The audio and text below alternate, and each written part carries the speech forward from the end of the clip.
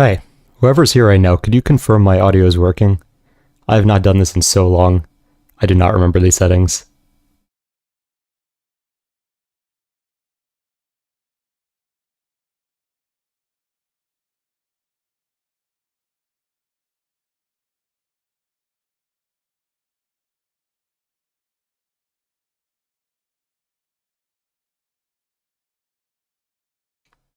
Cool. Okay. Gonna start with probably like 5 to 10 minutes of whatever questions, and then get into full card breakdown. So if you guys are wondering anything, perfect time to ask. Can have to do with the fights, can have to do with pretty much anything else.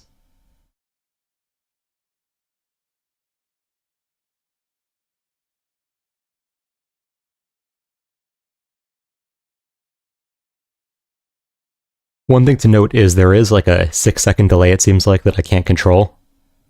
So if I see something, I'll respond like 6 seconds later, most likely.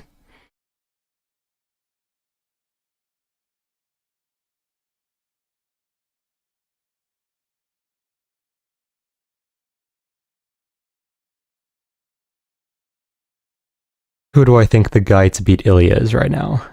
So at 145, I do think it would have been Lopez. Lopez is just a really bad matchup for Ilya because he's willing to throw with him in the pocket. So someone with Lopez's power who's willing to throw in the pocket with Topuria with straighter punches, I do think would have connected. At 155, it's weirder because I would take Ilya to beat Islam, but I'm not sure he beats the other top contenders at 155. He specifically beats Islam in my opinion because Islam is willing to back up with just throwing one counter, and he's just going to end up against the fence and eat an overhand.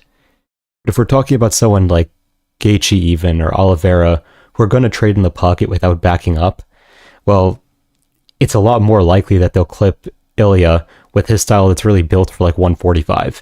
Like he was having a lot of problems with Herbert, and Herbert is extremely long, but the other guys at 155 are much more skilled than Herbert. So he could very much get clipped by any of the top contenders, in my opinion, that are not Islam. Hey, Sandbox, good to see you here. Do I actually intend to use the Discord regularly? High hopes for the community. Yes, I do. I do want to turn that into like a general community. I do want to target it somewhat towards fighters and people who train, but I do want it for everyone on the Instagram at some point. I think Patty gets KO'd. Thoughts? It's definitely very possible. It's a weird fight because if we look at it skill for skill, it feels like Chandler should win. The reality, though, is Chandler finds ways to lose, even when he should win. So I'll get into that in the full card breakdown, but it's a very strange fight.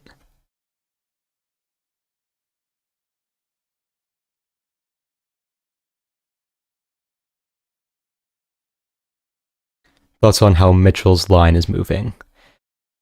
It's not surprising. Silva opened as a massive favorite, which was unexpected.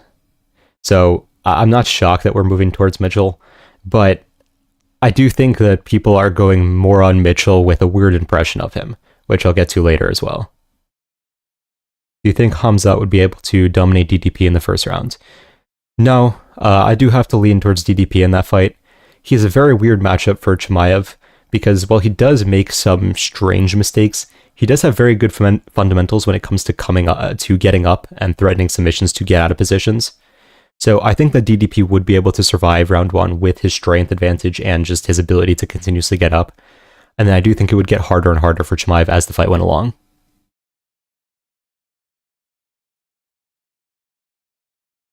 I do believe Silva's on the spectrum. I think perceived arrogance is just extroversion. I mean, most likely, Silva's definitely an interesting character. I do think, like the whole joke that it's the best base for MMA is somewhat true, because people on the spectrum do see patterns that normal people don't, which could play into his like ability to read things very quickly.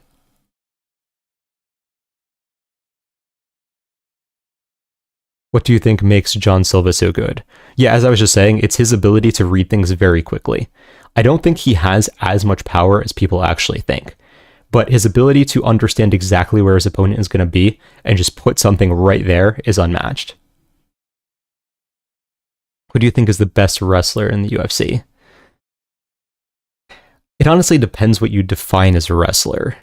If we're talking about like your ability to dominate someone on the ground, it is probably Chimaev. If we're talking about like pure wrestling technique, it's probably Bo Nickel. He just doesn't really implement it well. Who wins Islam versus Ilya? I have to lean towards Ilya in the matchup because of Islam's tendency to back up. If he backs up against Ilya, he's going to end up against the fence, and that's not going to be good for him. Who is my favorite fighter? Of current fighters, I really don't know. Tony was definitely one of my favorite fighters, and I really hate what like time has done to the perception of him because people seem to not really remember who Tony was as a fighter. Like, everyone's of the impression that Tony had terrible defense or something, but if you look at his defensive stats, up until his whole downfall, Tony's defensive numbers were very good. I think he had 57 or 58% striking defense. I think he just didn't have as good a chin as people think. He had very good recovery, so if he got dropped, he would get up immediately and start threatening again. But if he got clipped by anything clean, he would go down temporarily, and I think that's how people remember him, even though it has nothing to do with his defense. It's more so just his ability to take single shots without going down. How did I get so good at film study? I think some of it is innate. It's just how I see things. Then also, like, obviously, any amount of training you do helps. I've been in combat sports since I was around 3 years old, so that definitely helps. And then other than that, it's just practice. Just looking for patterns and tendencies in fighters, and then seeing how it plays out live. Prime Tony got plus 10 HP every time he rolled. Yeah, definitely. Silva plus Hooper plus the air free money. Yeah, I don't dislike it. It should hit, in my opinion. All right, we got 3 more minutes of questions, then we'll start the full card breakdown. You do MMA yourself? Yes, I do. Not nearly as much as I used to. I used to do a lot of combat sports. I've had, unfortunately, a lot of medical issues since then, so I've pulled back a lot.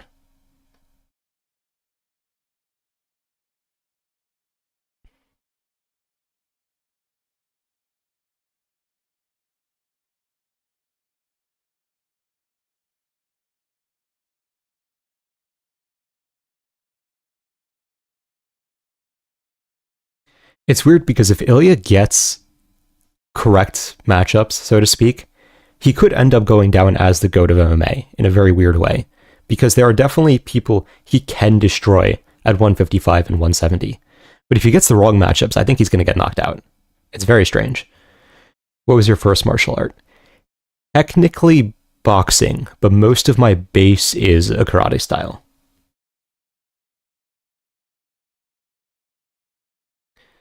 We think Lopez / Sierra will be distracted now. Distracted from what? Or by what, I should say. What's your early pick for Chimaev DDP? DDP by 3rd or 4th rounds, ground and pound TKO. Is the channel's plan to get bigger and game plan for fighters? Partially. So, I can't talk too much about this yet, but I have something I'm working on, which is going to be like the next stage of my content creation. So once I'm a little bit further ahead in that project, then I can start talking about it more. I think it's going to be probably 2 weeks before I have like alpha testing for it. And then I'll start probably producing more and more content and start integrating that. I think Ilya weaponizes self-belief to the level of only maybe Connor. Yeah, I think so as well. I think that Ilya would do very badly if he lost, because I think that would shatter like a lot of his notions about himself. But if he can keep winning, he's going to almost overperform his abilities because of his self-belief, yeah. I know someone from Ilya's team is going to retire at 30 to fight professional boxing. Yeah, I can imagine that. I mean, I think that Ilya is really going to try to just speed run all the way up to welterweight and then leave soon after. Who did you pick for Chimaev Whitaker at 308? I picked Chimaev by 1st round submission. I like Whitaker, but I don't think he's at the level to keep up with these new generation guys, unfortunately. If Jones beats Aspinall, is he the GOAT? I still don't think so. because I think GSP does kind of edge out his resume. They're very close in many regards, but GSP never had all the controversy that Jones had, besides the Vaseline thing, which I don't think really mattered in all honesty.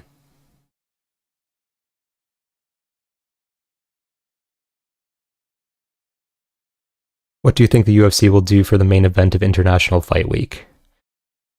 That's a good question. I really thought that they were going to go into the whole Islam versus Topuria direction, but it's not seeming like that. Lightweight's at a weird logjam where none of the top fighters want to seem to fight the person who's offering to fight them. Like, Charles does not want to fight Arman, neither Topuria doesn't want to fight Arman either. Islam doesn't want to fight seemingly anyone. I don't know, I'm confused what Islam's doing. Topuria would be fine fighting Charles. Charles really just wants the Islam fight. It's really strange.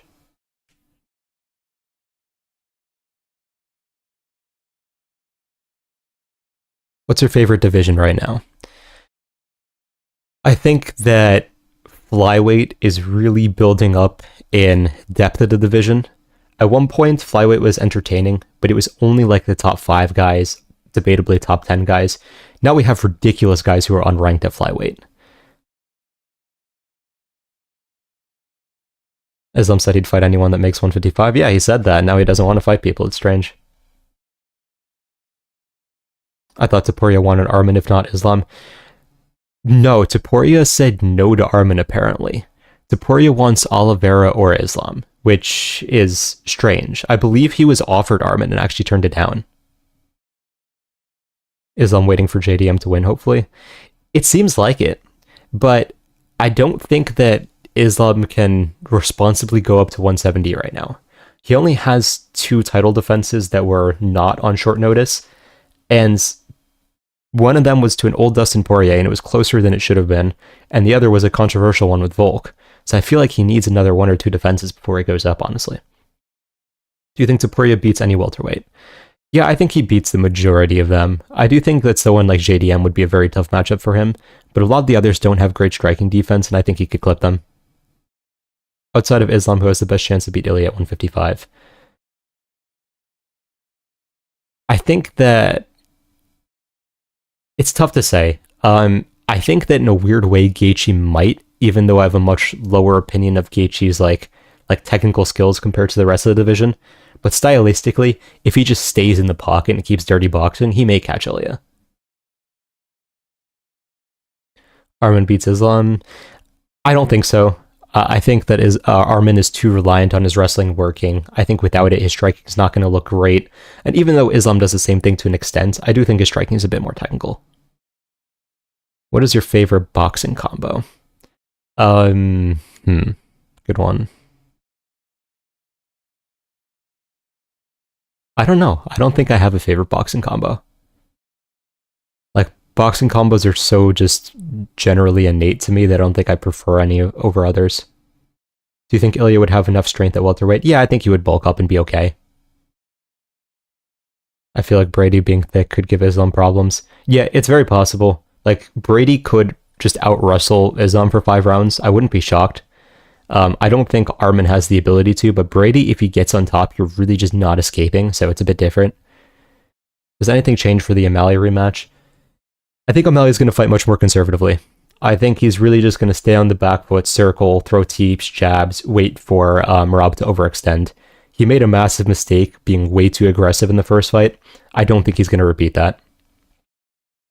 Do you think Hunter Campbell will take over the role of Dana White once Dana retires? I don't think so. I don't think Hunter is really a public-facing guy. I could see Hunter taking even more authority within the company, but them hiring another face. Brady definitely kills Islam on the ground. Yeah, for sure. How do you see a rematch between Poatan and Ankalaev? It's a very strange fight, because in the first fight, both of them underperformed where they were supposed to win and overperformed where they weren't. Like, Ankalaev couldn't get a single takedown, and if you had told me before the fight that Ankalaev didn't get a single takedown if the fight went 25 minutes, I would have been a bit surprised. I didn't expect him to have amazing success, but I thought he would be able to get at least one. On the other hand, Alex just couldn't let go and do much with his hands. So I do think in the second fight, both are going to be more confidence in their weakness, so to speak, and probably open up a bit more. So I think we're going to end up with a much earlier finish in the second fight. I just don't know who's going to win. I personally think Ilya couldn't do welterweight, too short, don't see the bulk working out, lightweight at max. It's possible. I mean, we have had definitely really short welterweights at some point. So especially if he goes with like his compact style and shoots a bit more often, I could see it, but I could also see it not working. I wouldn't be surprised either way. Islam versus Shavkat, Buckley versus Brady, who wins? Islam should beat Shavkat. I don't think Shavkat's wrestling will work against him, and Islam's just more technical on the feet. Buckley versus Brady, I'm probably going to go towards Buckley. Sorry, I'm probably going to go towards Brady, rather. I don't think that Buckley will be able to stuff all the takedowns, and Buckley on the ground isn't as good as his wrestling is, if that makes any sense. Like, once he's on the ground, he doesn't do anything nearly as technically. So I think if Brady gets him down, it'll be a lot of problems for Buckley to try to get up. Arman's a better pure wrestler than Islam. Yeah, he is. I just don't know if it's enough for him to actually take down and control Islam. I think that it would still end up in a stalemate, even if Arman is a better pure wrestler. O'Malley fought like that because Merab wasn't rushing him and made him go first. Yeah, O'Malley did not know how to deal with Merab's change in game plan, which is kind of dumb because I don't know how you're not game planning for a variety of things, but yeah, he did. Who do you think is a future superstar in the UFC? It's a good question. I think that... What's his name? Oh god, why am I blanking on this? I think that Protez is a possibility. I think Rufy is a little bit more likely, though. I think that Rufy's highlight reel knockouts are going to reach the casual fans at some point. I don't know how long it will take, but I think it will happen. Ankalaev Loki had a good game plan against Pereira. Kind of. I just thought he did not need to eat calf kicks for all of round 1 before turning things up. And round 4 was, of course, really anticlimactic. I felt like he should have shot earlier. If he wanted to like use takedowns to open up his hands, he should have just gone full wrestling in round 1 and then started striking, in my opinion. But we'll see how the rematch goes. You think Pantoja will be a double champ when he retires? It really depends if UFC gives him the shot. Because I think he has a good shot at beating Merab. His scrambling is just far more technical than anything Merab has faced, and his submissions are a lot more dangerous than anything Merab has faced. But because he's not a massive pay-per-view draw, I don't know if UFC will risk the fight. How good actually are the fighting nerds? Do you see any of them being champ? I think there is a large spread, because the fighting nerds includes more than people remember. So people just remember, like, okay, John Silva, Kyle Baralho, Protez, and Rufy. But there are several more people there. Like, Kanan was there, who put on very bad performances in the UFC, bluntly put. There's a WMMA fighter, I'm blanking on her name, the one who beat Molly McCann. And she's not doing great either otherwise. So most of the fighting nerds outside of the best 4 haven't seemed to be anything spectacular yet. But of the top 4, I can see John Silva being champ. I honestly can't see Kyle being champ, but it's possible. He's very well-rounded, but he just doesn't excel so much in any specific area that I think he could break through. But maybe, it's hard to say. Protez, I think, will run into trouble when he gets into, like, say, top 5. So I don't think Protez will be champ, but I could see him getting close, and I wouldn't be shocked if he was champ. So I would say Silva has the highest likelihood of being champ. Rufy, it's just too early to say. Like, we haven't really seen him face too many weird stylistic matchups yet. How likely is it that Chimaev beats / finishes DDP? I would say like 30%, maybe a little lower. How good, no, answer that one. Does Silva versus Mitchell go 2 rounds? I don't think so, but we'll get into that when I do the breakdown. Volk Lopez over 4 rounds? I don't think so either. Who would have won in Prime Tony versus Khabib? So, unpopular take, but I think Prime Tony would have very likely won. Because Prime Tony had much better wrestling than people remember, and I don't see him taking significant damage on the ground. Khabib also has slowed down in certain fights. So I think that Khabib would have won early, in all likelihood, but he would have taken a lot of damage even if Tony was off his back. And whenever Tony was on his feet, he was going to throw elbows and crazy stuff. I think he would have slowed down, and Tony probably would have locked up his sub in round 4 or 5. Why do you think McGregor stopped fighting in a karate stance? Lots of people say if he stayed in the karate stance and trained somewhere else besides... yeah, if he was at a different gym, I think he would have done better. I think they're too much of yes men there. The karate stance versus the boxing stance, I kind of understand why he was in boxing stance for certain matchups. Like, against Poirier, I think he wanted to just go forwards and really just outbox him, which he was doing until his calf got annihilated. I do think that he lost the fluidity that he used to have regardless of stance, but I think that that was a gym issue, training issue, other stuff in life that you all know about issue from him. Totally agree. Khabib is smart, avoided the fight. Yep, for sure. Prime Tony versus Ilya at 155. I think Tony would have kept pushing Ilya back, which would have been a problem for Ilya, because Ilya needs to be going forwards to have success usually. So I think that Tony would have just pushed him back and broke him slowly.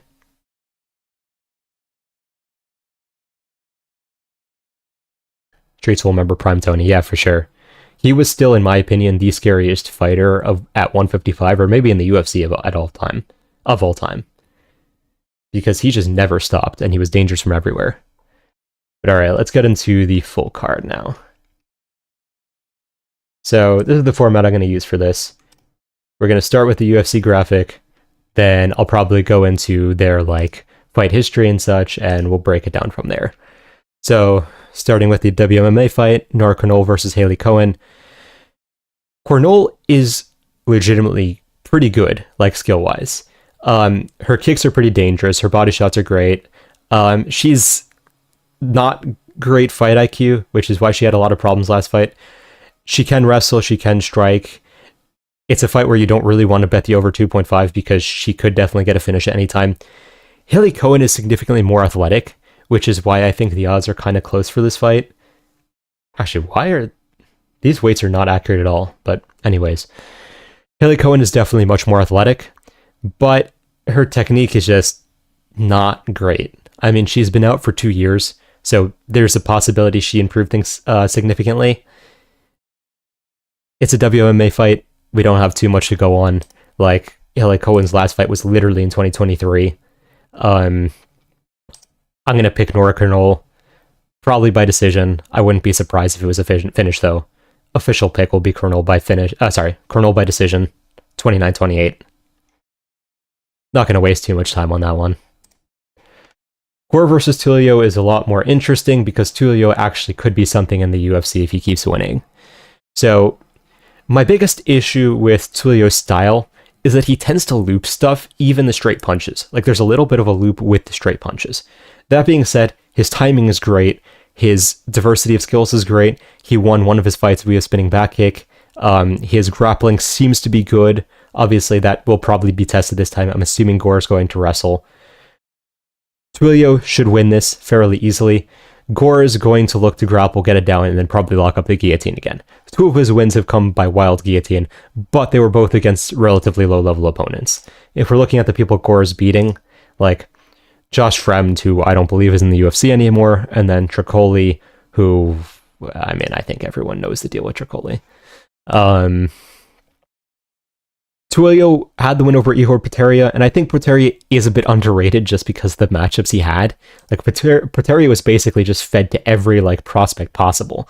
Like, Alberg, Bellato, Pereira, Almeida. Like, he just had one of the most unlucky UFC runs I've seen, in all honesty. So, yeah, I mean, Tulio should get this done inside the distance, probably around 1 or 2 finish. Gore is not a bad fighter, but when you're getting, like, knocked out by Brundage in round 1, I mean, this is not the worst loss of all time. Battle, if you can't get him out of there, is going to be a pain, or if you can't just, like, wrestle him for 3 rounds. Gore did not have, like, I don't know why he didn't shoot more takedowns, all honesty, but he just could not deal with Battle's pace, it felt like.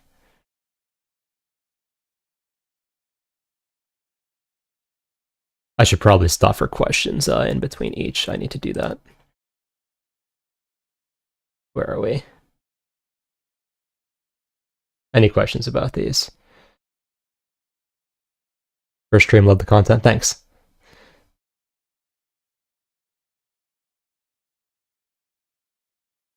All right. I don't know what I'm doing with the format here. If you have any questions on the first two fights, ask me now. Then I'll move on to the next ones.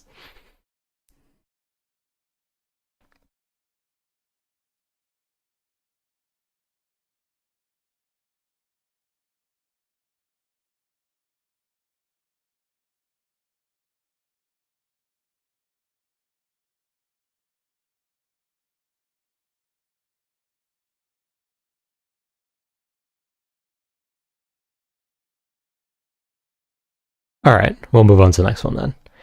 So,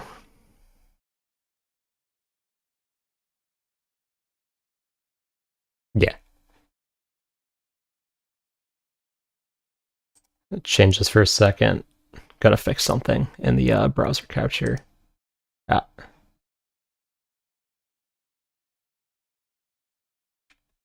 Got Mitch inside the distance. Yeah, I mean, it's very possible.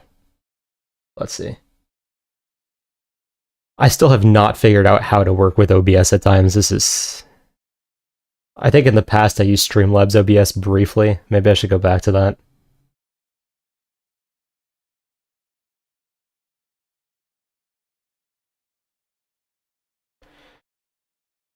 Who would you favor in a matchup between Jan and Umar? Probably Jan. I think his pace would break Umar. Umar definitely has cardio issues. Yeah, it's just... He's not going to be able to deal with Jan on the feet, and I don't think he could constantly wrestle Jan for 5 rounds. I could see Umar having success round 1 and 2 again, but I think he gets pieced up over the next 3.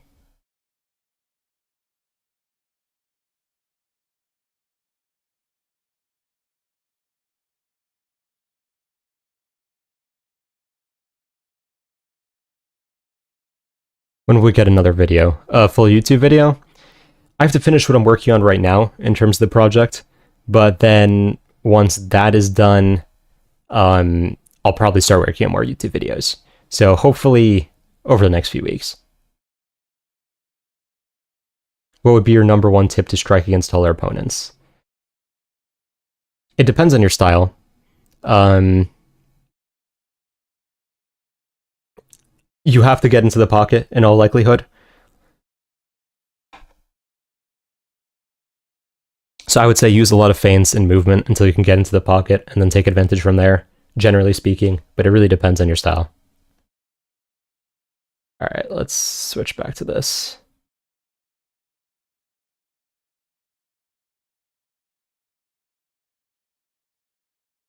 The delay, I think, is more than the 6 seconds I was thinking. Because I changed something and then it just does not change. Let's see how long it takes so I know what the delay is here. Yeah, it's like 15 seconds. I'm gonna have to see if I can fix that. Alright, anyways. So, Sumadarji versus Mitch Raposo. Sumadarji... Alright, let's start with Raposo, actually. Raposo's first 2 fights in the UFC are one on Contender Series and one in the UFC. Raposo was doing okay against Hadley on Contender Series, then got subbed off the bottom. Just think he wasn't experienced enough to deal with Hadley yet, as weird as it is to say. Hadley is good off his back. He has locked up, I believe, multiple triangles in his career, so that is what it is. Raposo's fight against Lima was not nearly as bad as people seem to remember. Let's find it. So, even though, yeah, the split was a bit strange, the reality is that Raposo landed more head strikes than Lima did.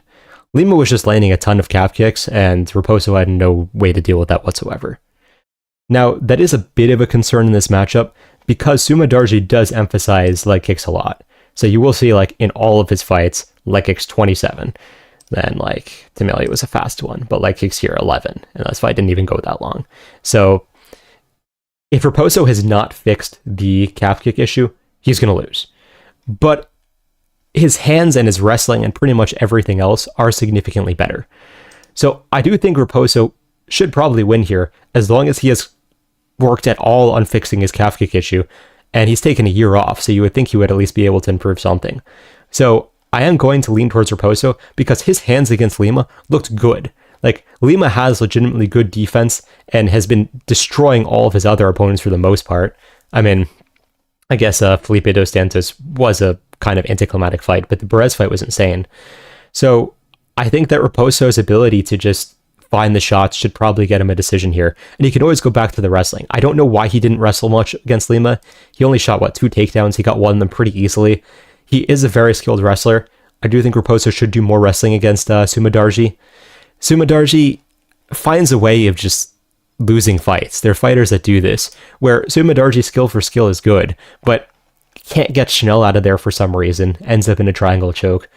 Elliott just did what Elliott does, I guess, and was able to finish him pretty easily. But then the Charles Johnson fight, it was close. A lot of people argue that Sumadarji won, and I get why. But ultimately, he got dropped, he got out-wrestled. Like, it's not what you really want to see going into this next fight. So I'm actually not entirely sure why Raposo is an underdog. I feel like, if anything, this should be even money.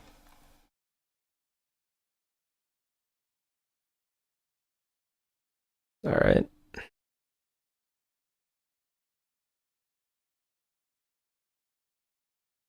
If this fight had happened a few years ago, Mikhail versus Dumas, I would have said it's just ridiculous and Mikhail wins no matter what.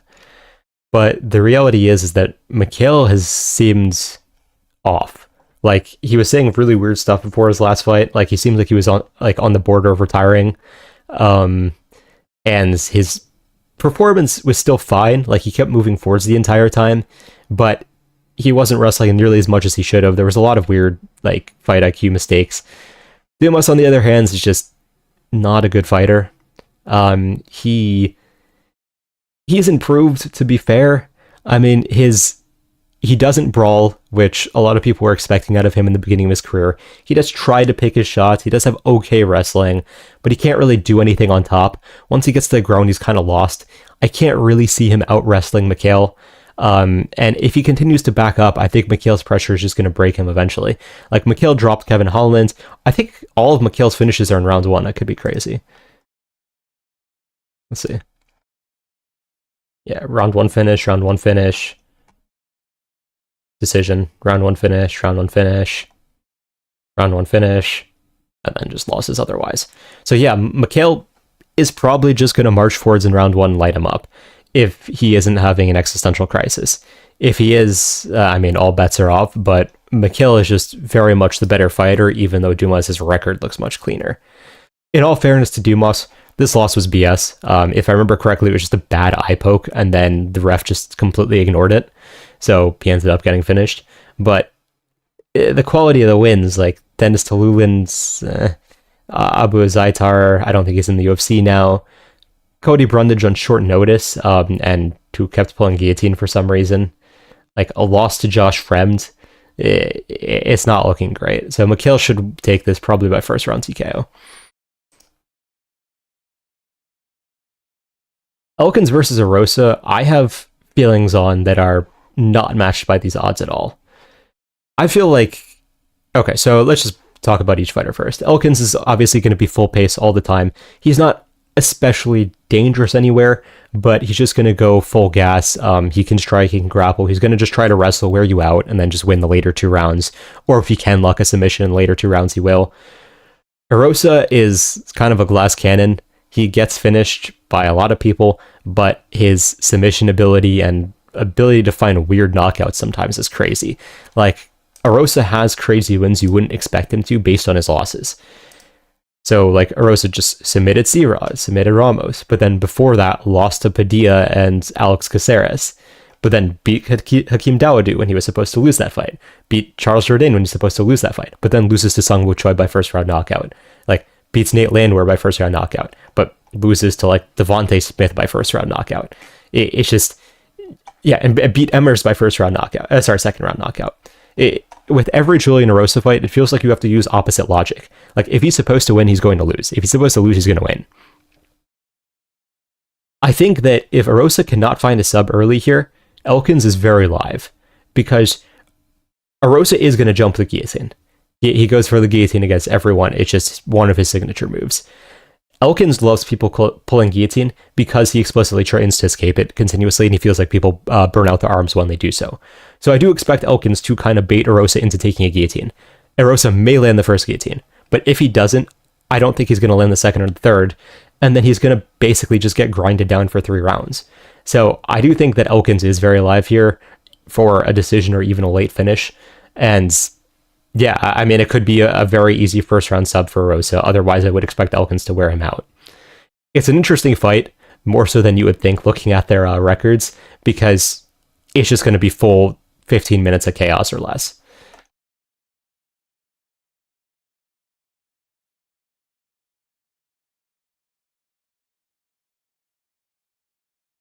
Would Peter Yan versus Umar be the most technical fight right now? Good question. I don't think Umar is the most technical in that sense, so no. But I think that it would probably be the best fight to make regardless. Like Umar definitely got a jump in the rankings against Corey, and I didn't love that, and I don't think he necessarily deserves that ranking. But it's still the fight that has to happen. Sumadarji is an even wilder name than Hamza Chimaev. Does he not check well? Yeah, Raposo, I'm assuming that was talking about, really just is not... in his previous fights, he just ignored calf kicks. He just got hit. Hopefully he's changed that for his sake. Erosa sub is value. Yeah, if you want to take Erosa, then you might as well take Erosa sub. I don't see how else he's going to win this, and the odds apparently are like plus 400, which is kind of crazy. But, yeah. Umar won, in your opinion? I don't think that there's too much of an argument of Umar winning if you watch it without commentary. This commentary was very biased towards Umar, but if you're watching the fight without commentary, I had Merab winning 49-46. I don't know why people really thought that Umar won round 1 even, because Merab was outstriking him pretty badly most of the rounds. He got like an almost knockdown. Umar landed 1 good shot, but that was pretty much it. Erosa not a lock. I don't think so. Because if he can't get the early sub, he might have problems.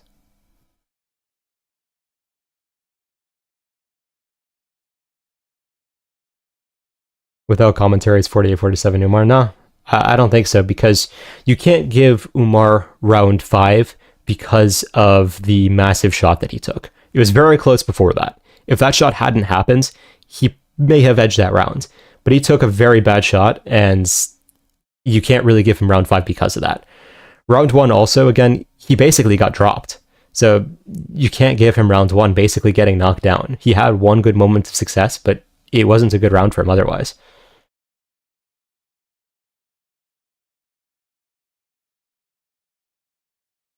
Did you watch Paul Hughes versus Usman Nurmagomedov? Yeah, I did. It was an interesting fight. I think a draw was a very reasonable scorecard there. I don't think that giving it to Usman was reasonable, though. I can't really justify a 49-46 that with the point deduction turns into a 48-46 or whatever it was.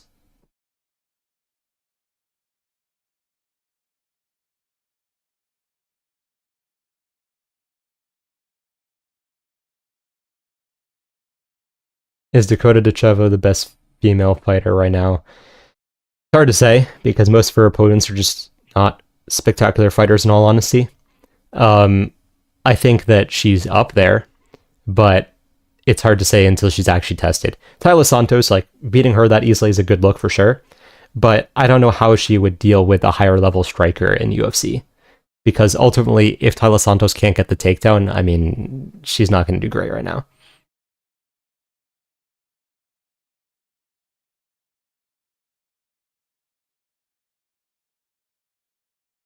Her last opponent was ex-UFC. Yeah, it was Tyler Santos.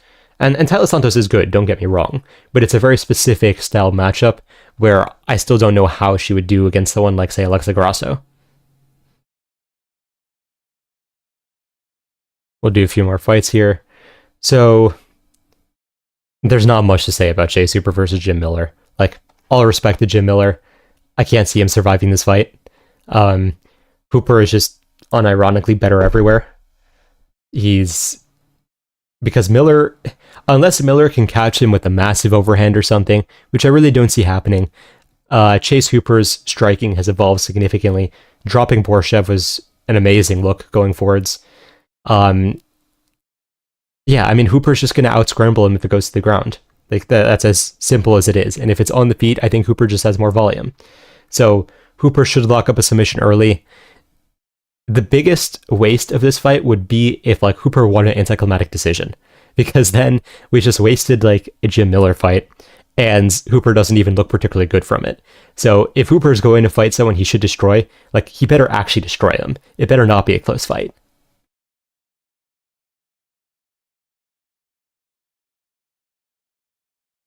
So the odds on Zhao Nan versus Jandiroba have gotten closer and closer. I think Jandiroba opened at like minus 200 or minus 250 even, which is pretty crazy.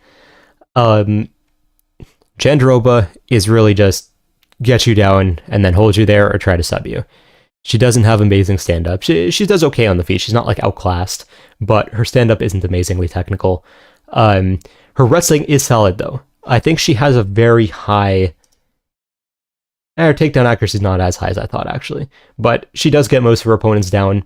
She makes weird mistakes sometimes. If I remember correctly, she lost to Mackenzie Dern, right? Let's see. Yeah, she has a loss to Mackenzie Dern because she just was not fighting that fight intelligently. Amanda Hebos as well. Like, Hebos won despite dropping her. So her fight IQ is not spectacular, but skill-wise, she's great, right? She beat Godinez, who is very talented herself, was able to get her down and control her for the most part. She was able to sub Lemos, which, I mean, even Wei Li didn't sub Lemos across 5 rounds, so it is impressive, realistically. But Lemos was also just continuously engaging in the ground fight with her for some reason. I think she pulled guillotine in round 2, if I remember correctly. So it just was a very strange fight. Yan Zhao is very technical on the feet, but well-rounded. I mean, she gets the takedown she goes for as well. Having the 73% takedown accuracy, even with only 1 average per fight, is pretty crazy. But it's probably just because people are so worried about her hands that they cannot deal with it when she shoots. She has solid power on the feet.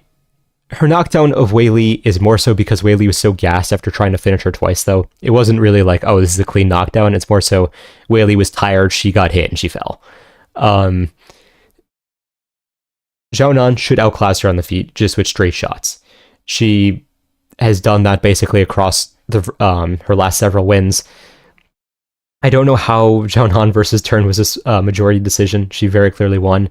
Andrade, she was able to just keep backstepping and throwing the straight right counter, I believe. Yeah, she's orthodox right-hand counter. So she's going to outclass Jandiroba on the feet if she stays there. On the ground, she seems to be able to survive, but she hasn't, like, escaped positions that easily. So Wei Li, again, controlled her for the vast majority of the fight.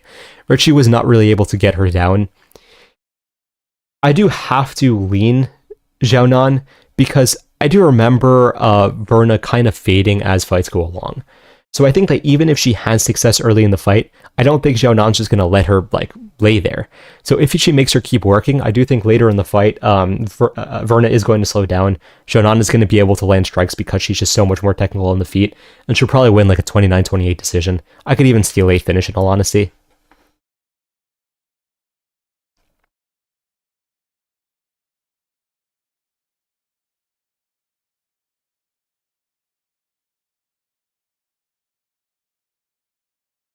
Let's see. Answer a few questions before I go to the next fight.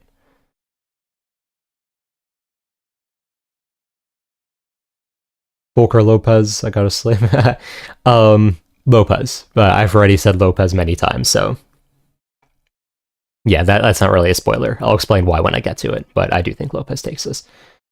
Which heavyweight do you think beats heavyweight Jones? You can choose any heavyweight from any era, by the way. Heavyweight Jones doesn't seem to be like a extremely spectacular fighter. Like, I think that Prime Stipe would have been heavyweight Jones. Stipe is just so done right now that it doesn't really matter. I think that, let's see. I think that Kane would have had a good chance against heavyweight Jones. I think he could have just neutralized the wrestling and outstruck him across 5 rounds. Because if you can get in Jones' face with the boxing, his striking defense isn't great. He kind of like needs to keep his range to be able to find stuff.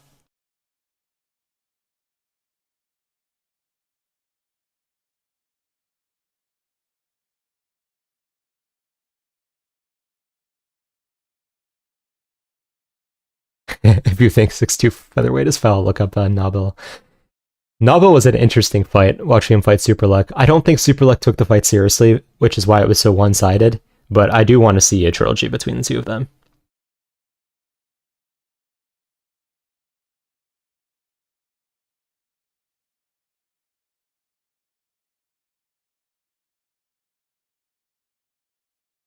Ngannou.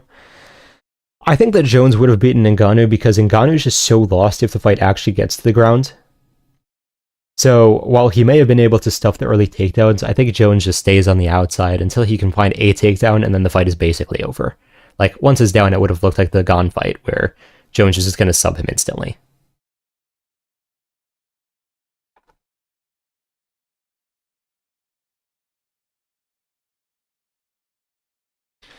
What's your fighting experience? Your breakdowns are so good, wondering where you learned that. I don't talk too much about my actual experience right now, just because of privacy and such, but I have trained pretty much my whole life, I will say that much.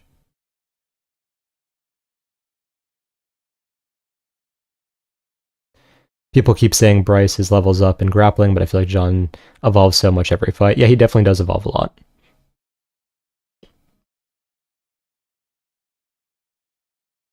Alright, onto this fight. Ige doesn't really need an introduction. He's going to look to get on the inside, land power shots. His knockdown on Murphy was interesting because he was able to use the fact that Murphy overextends, then clip him. I think he was with a short left hook. So Ige definitely is reasonable at making reads. Much better than Emmett, which is why I was more confident that Murphy was going to beat Emmett than Ige. Woodson is going to fight like he's his height. I mean, he's just going to try to keep range, just box from max distance possible and stay safe. He has shown some issues with his defense if people can get inside or if people are the same height as him. So he did get dropped. I'm blanking on the opponent that dropped him. Let's see.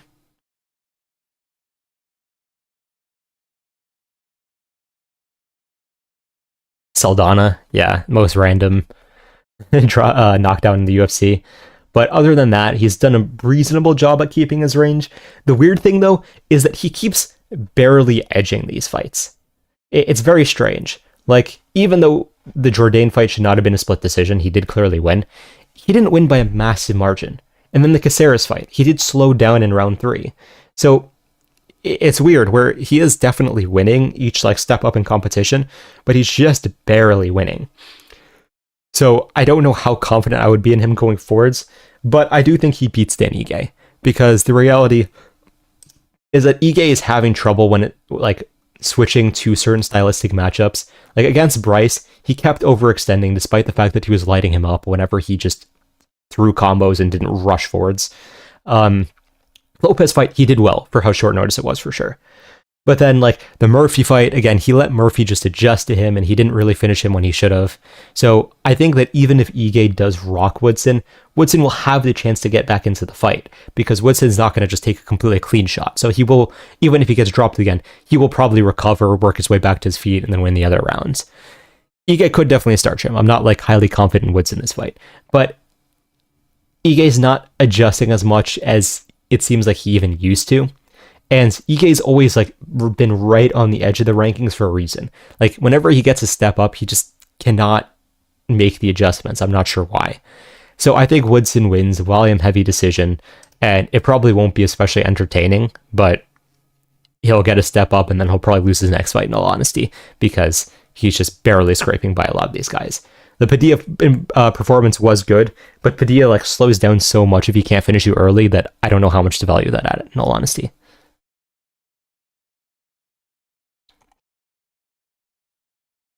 Okay.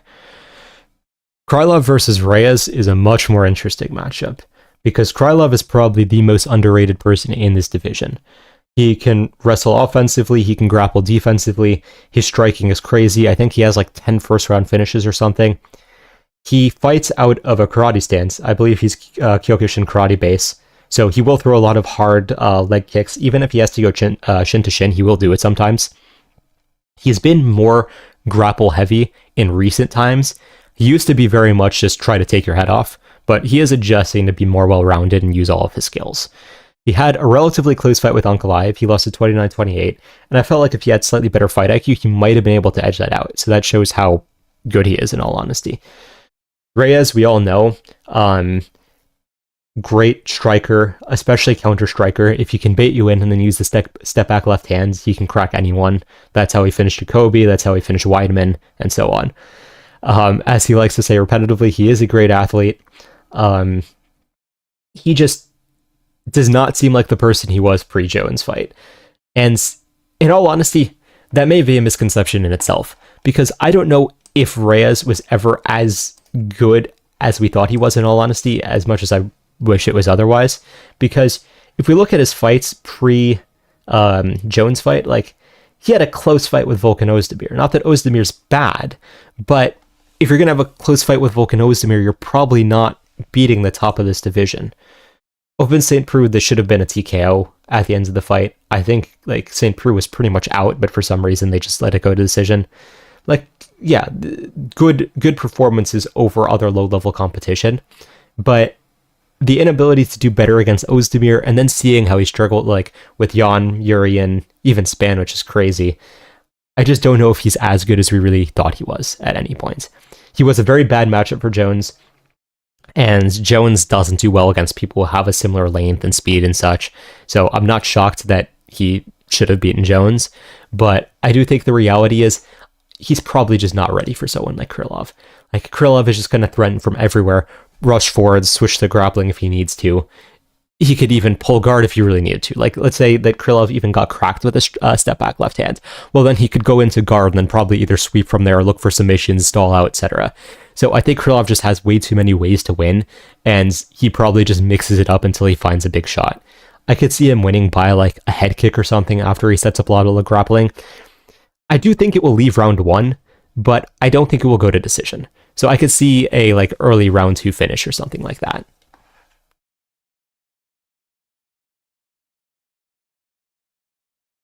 Will you drop the UFC 314 prediction post tomorrow? Yes, I will. You get a big cool stash, valid. What are your thoughts on female main event fight night Apex cards? I mean, I wouldn't mind if they were good fights. Like, I don't really care if it's a female or male fight, if it's just going to be entertaining. The problem is that most of the WMMA fights they put on for Apex main cards are just not spectacular. So if it's going to be like a stand-up war, well, sure, that's fun. Or like a high-level grappler, just as long as it's not like 25 minutes of point fighting, I'm fine with it. But it's what it ends up being. They're also just tossing him tons of styles to adapt to pretty much, with pretty quick turnaround most of the time. Yeah, Ige does get a lot of tough matchups, to be fair. Lopez fight worked for his style anyway. Yeah, it did. You're an excellent analyst. Thank you. Do you think Aspinall is overrated? I don't think he's...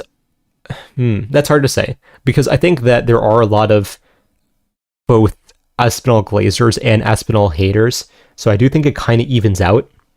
I think that a lot of people do overrate Aspinall, but a lot of people underrate Aspinall. I think he's good, I just don't think he's great yet. So I think that he would struggle against someone like Jones, who has like better striking defense and isn't going to be caught by like the repetitive 1-2. But I don't think by any means he's a bad fighter. Like, he's still a great heavyweight for sure. Why is he repping Russia now? Wasn't he Ukraine? Yeah, he was. I don't know. That's a good question. Man, I don't want to see Reyes get chinned again. Yeah, that's valid, unfortunately. Low-key value on Reyes. Maybe. I mean, Reyes is an underdog, which is never terrible. I just don't see him winning this one. What is Reyes' path to victory? I think he has to just stay very defensively responsible early. Krylov is very dangerous early, and Reyes can fight into rounds 2-3. So I think Reyes has to concede round 1 and just look for like, okay, I'm just going to do some damage, not worry about winning this round. If he goes too hard on Krylov early, I think he's going to get caught. I feel like ring rust won't affect Krylov as much as people think it will. Yeah, I mean, I think that because Krylov can default to the wrestling, it'll probably be okay for him. How do you see an Oliveira versus Holloway matchup going? I think Oliveira will finish him at this point in both their careers. I think that if you have such an invincible chin like Holloway did, and then you get cracked, things don't go well for you going forwards. So I think that Oliveira could even drop him, and I think if not, he'll probably lock something up in a scramble. Reyes looks out of shape. Have you seen his pictures? He's looked out of shape during his last run. Like against both Smith and Jacoby, he looked a bit fat. I don't know what the deal is. It may be an indication that his career is on the twilight side. I'm not positive. It is very weird.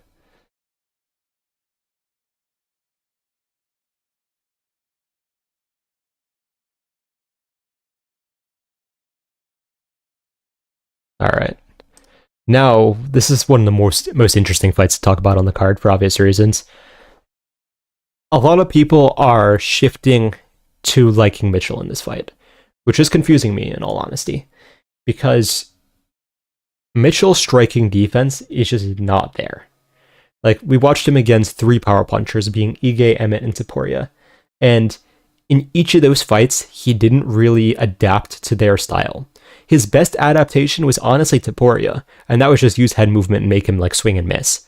But against Ige and Emmett, he just ate their like signature big strikes. And Ige, he did have more time to prepare for than Emmett. So even if we want to say like Emmett was just a short notice issue, well, like with Ige, he probably should not have been eating so many left hooks and just like straights off the break and stuff like that. Mitchell also just doesn't have finishing ability.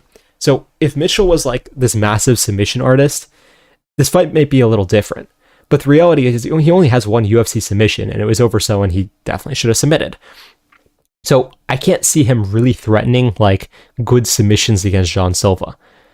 The reality is that if Mitchell is going to win this, he has to win via 15 minutes of control time, which means he basically can't afford to get clipped once. Silva, on the other hand, has a very high emphasis on the lead hook. If you guys saw my reel on this, basically Mitchell loves getting hit by lead hooks, and John Silva loves throwing lead hooks. So it very well may connect. Like, maybe Mitchell's been working all camp on avoiding it, but you would have thought he would have done the same against Taporia and Ige, because those two fighters also love the lead hook as well.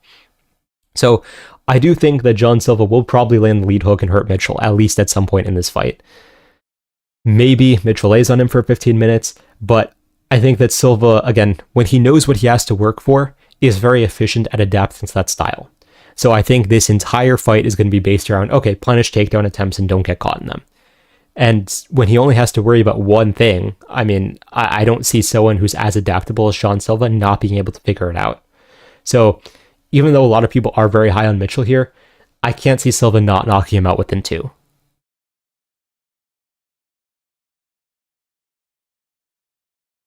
Is John Silva a decent grappler? Yeah, I mean, I believe he's a second-degree black belt, and while at this point in the UFC that means pretty much nothing because everyone's a black belt, from what I've seen, he does relatively well with getting up, and he has pretty good takedown defense in general.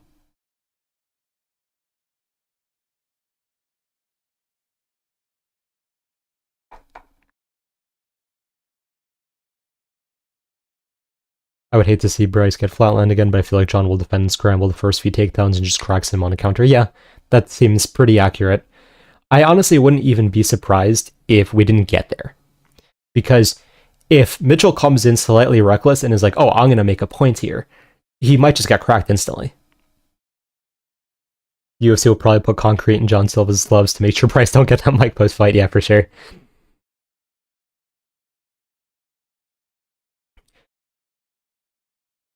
How about Jan versus Umar? I have to favor Jan in that fight. I think that he will put the pace on Umar similarly to how Merab did and just break him in the later rounds. Do you think that Jones had an off night against Reyes, or was he just a bad matchup for Jones? I don't think it was an off night. I think he is a bad matchup for Jones, and I think Jones has some technical deficiencies that other people just didn't exploit. Like, Jones has a very terrible boxing defense, which a lot of people don't realize. Like, if you get past his arms, he just gets hit. People said he got exposed by Jourdain, but he only struggled with the wrestling in the last minute after dropping him. Yeah, I mean, against Jourdain, a lot of things also went wrong in general. Like, I believe it was the first time he missed weight in his entire career. he was not coming into that fight. I think he was injured also going into that fight. So basing an entirety of a skill set off of like one performance where he still won by dominant finish is very strange to me. Am I the only one who genuinely doesn't mind seeing Holloway versus Ilya at 155? I know I seem crazy, but lightweight is a genuine mess. It can't happen right now. If Holloway got a win or two, fair enough. But off of the last fight, I just don't think it can happen. But I get what you mean. I'd rather Topuria versus Arman or Topuria versus Charles. Yeah, I mean, Holloway has to fight down at 155 first. Like, I'd like to see him fight someone lower in the rankings. How would you matchmake the top of lightweight? I would say do the Charles versus Arman 5-round rematch, because split decision first time, 3 rounds, it wasn't a great way of resolving which of them is better and should fight for the title. And then I'd say do Islam versus Ilya. I'd say I think Gaethje should probably still fight Hooker at this point. Like, I don't think the UFC is going to be keen on making the matchup, but it just makes sense. The problem is still going to be Ilya setting up a shot before Max's volume finishes. Yeah, I mean, there's a very possible, a high possibility the fight goes the same way, but if Max gets like 2 wins, might as well run it back. Where the video's been at on YouTube, Oracle. Yeah, I've been too busy to make them for a while, unfortunately. I'm hoping over the next few weeks I can start it up again. Who should Dustin fight? I don't really know.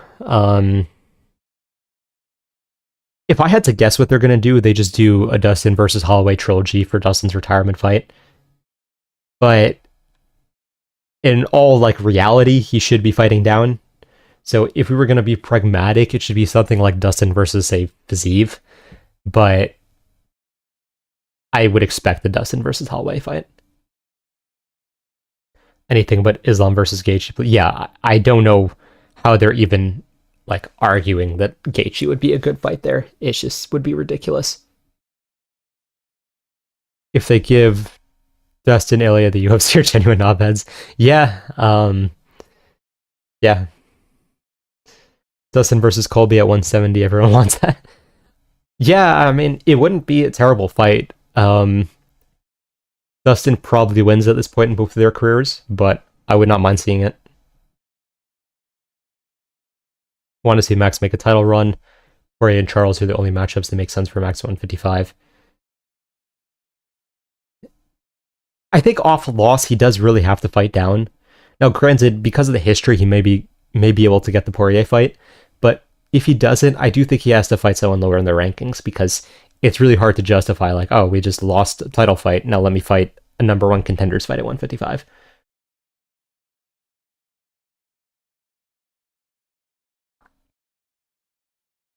Okay, but if Ilya needs to fight a contender before the title, Ilya Poirier fight would be interesting. It would be a good fight from a technical perspective. I just don't know if it makes sense for where they're at in both their careers. But yeah, I get what you're saying. I want to see Dustin versus something new if we were only getting one more fight from him. No Dustin versus Max 3. That's a fair take. Bobby Green versus his rematch makes the most sense. Yeah, 100%.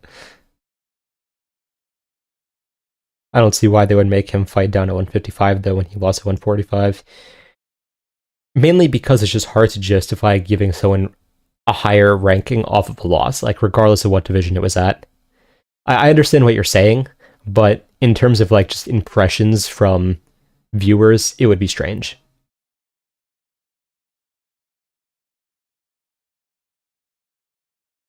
All right, so let's go with the... there we go. Okay. So, Rodriguez versus Pitbull would have been an interesting fight 5 years ago. Honestly, now, maybe Pitbull will shock me. I just don't really care to see this. Pitbull is 1-2 in his last 3 against much worse competition than Yair is. He's gotten very low volume, gotten very reliant on finding a big shot. He's 36, 37 years old. I don't see this going well for him. I think he's just going to get picked apart by the higher volume. Yair's just going to dance around the outside, keep blasting body kicks and such, and probably either finds a late finish or just gets a dominant decision. Because I just don't see what Pitbull could do to him. Like, maybe if he gets him on the fence, he can find some big shot, but Yair has a pretty good chin. Like, I don't think that Pitbull's just going to chin Yair with one shot. So it would take such a strange fight for Pitbull to get a win here. Like, maybe he goes all in grappling, but I don't think he can really... Like, I don't think he has the level of wrestling to just out-wrestle Yair for 3 rounds. He doesn't have Volkanovski level wrestling. So I really struggle to see how Pitbull wins this. And I don't really get the point in this matchup. I would have much preferred to see Yair versus Allen, because Arnold Allen versus Yair would really show, like, okay, who is going to be a title contender and who needs, like, 3 fights fighting down at this point.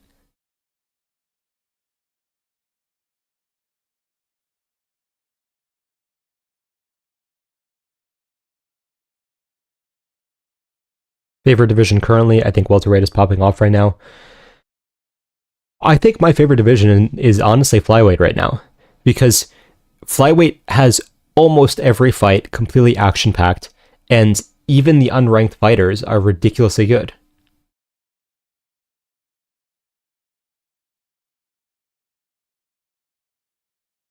First source is Holloway versus Dustin in Louisiana. Yeah, I've heard similar in the past, so not surprising. For the BMF belt, that would be weird. Who would you pick for Holloway versus Dustin 3? I would probably pick Holloway, especially if he's committing to 155. I think he bulks a bit. I think he could find like a 4th or 5th round finish. How does Pitbull fight? I've never seen any of them. I mean, he's a power puncher at his core, I would say. He kind of adjusted his style to be lower and lower volume as his career went along, because for one specific matchup, I'm forgetting what the guy's name is, but he lost the belt to someone, I'm blanking on his name, and then the rematch he got much lower volume to beat him, and then he kind of just stuck with the low volume style, even though it's just kind of worse. Allen's injured. That's fair. I still would have preferred a different matchup for Yair then, but it is what it is.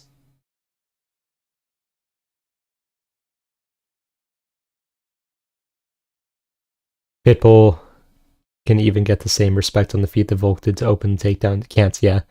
Yeah, I mean, I don't see Pitbull really being a massive threat anywhere. Asia McKee, yeah, thank you.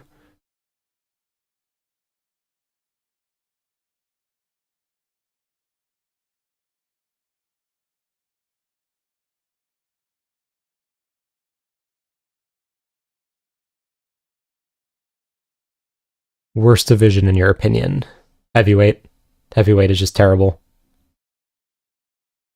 Hey, Reaver.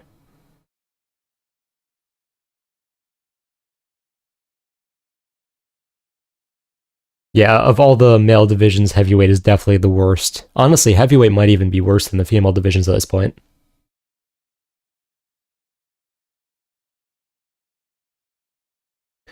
Is Ortega cooked? He said he's moving up to 155, but he's already flabby at 145. Yeah, I don't know what Ortega's doing. Even in his Lopez fight, it just seemed like he came in without a game plan.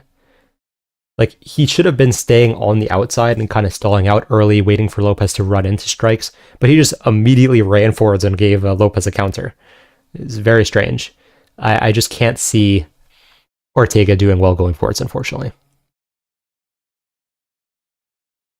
Biggest lock on this card? Probably Tulio.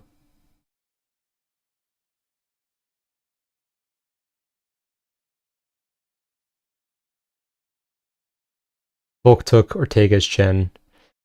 Maybe. I mean, Ortega still survived the onslaught from Lopez, which is pretty crazy. But regardless, like, it's just his skills haven't kept up with the division.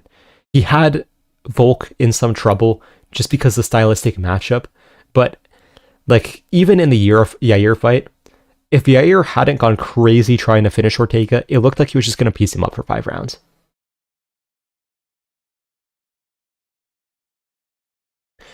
Who do you think George Masvidal fights in his comeback fight? I don't think he's going to have a comeback fight.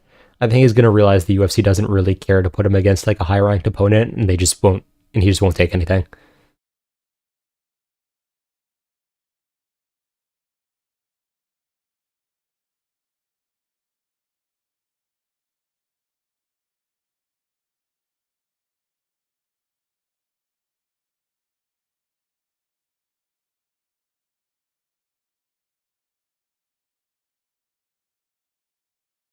His skills are the only thing keeping the division, in my opinion. He's not got attributes or good game plans. Yeah, pretty much.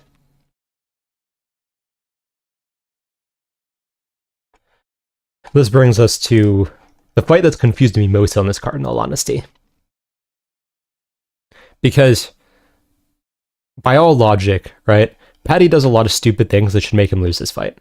He backs up to the fence, like, and literally just slams his back into the fence, which Chandler would love because he's just going to swarm and swing like wild there. Paddy also gets countered off of his low kick sometimes.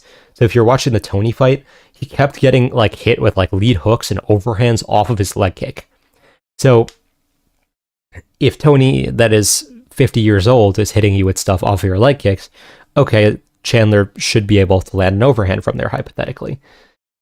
But Chandler just finds a way to lose. Like, Chandler should have won so many of these fights, but he just gasses himself out, or like just swings like wild for no reason when he should be picking his shots and gets countered, or like just stops throwing calf kicks after round one against Gaethje, for example. Chandler's fight IQ is so low that I have to lean towards Paddy to lock something up. Like, Chandler may have Paddy hurt and then just overextend and end up in a triangle, or overextend and give up his back. So even though like Chandler skill for skill should definitely win this, Paddy probably will win. And it's going to be very strange because Chandler is just better at everything except for pure jiu-jitsu, but it's probably not going to matter. I went back and forth with my predictions so many times with this one, but ultimately I have to pick Paddy by like probably submission.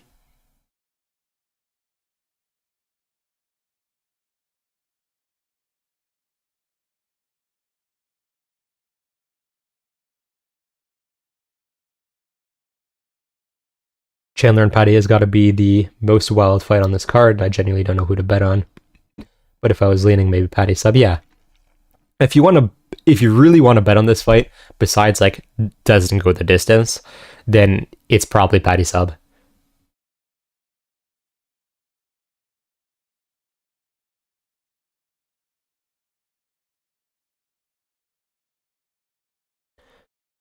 Paddy by decision, 1 to 10 odds is not a. I mean, I think it's pretty expected because I just can't see this fight going the distance. Especially because the last, the Oliveira fight is giving people wrong impressions, in my opinion.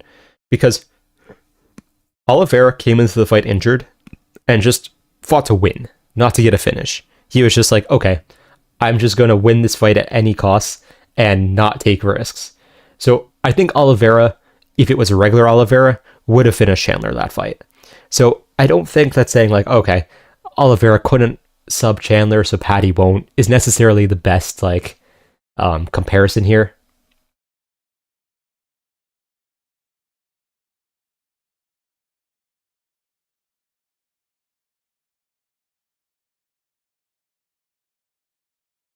How do you think Volk can win? Volk is going to have to... Well, we'll get to the main event in a second, actually. Then I'll break it down.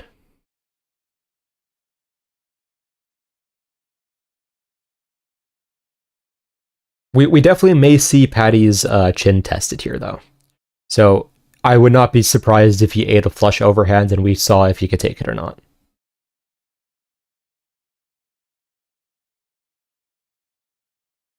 It's wild how easily he dominated Chandler, even while injured. Yeah, it was very surprising that Oliveira, even while injured, just was tossing around Chandler, who was a D1 wrestler, if I remember correctly. So, yeah, I don't know. If Oliveira, like, I hope Oliveira just trained a bunch of wrestling for that camp and then came in spectacularly, because his wrestling looked vastly improved. I don't know if Chandler is just so far gone that it's easy to look like that against him, or if it was actually just massive improvements from Oliveira. I feel like Patty's got more strengths in the grappling than Charles, though. No, he's a lot bigger, and Chandler nullifies Charles Jiu-Jitsu just by shelling a lot, out muscling Charles. I think they have different strengths in the grappling, so I think that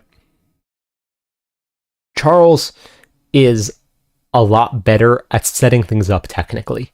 Like, even if you look at his guillotines, they're set up perfectly. If you look at Patty, he kind of just jumps on things and figures it out as it goes along, but he's so good at making those minor adjustments as like he goes into the submission that he makes it work. Chandler's IQ drops minus 50 every time he enters the cage. Yeah, 100%.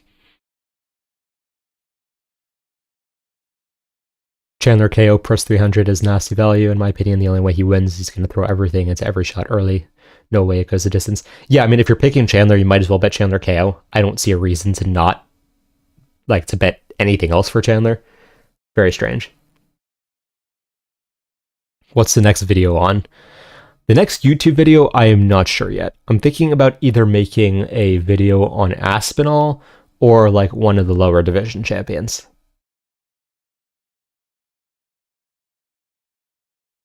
Doesn't seem like Chandler's MMA has improved. He just does strength training and conditioning. Yeah, it feels like it.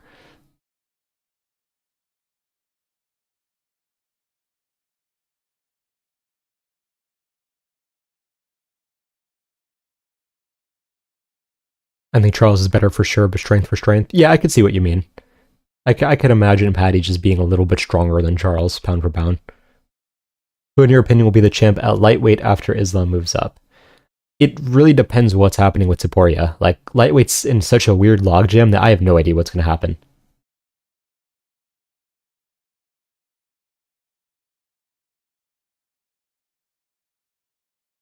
Do you want on Aspinall? Yeah, I very well might.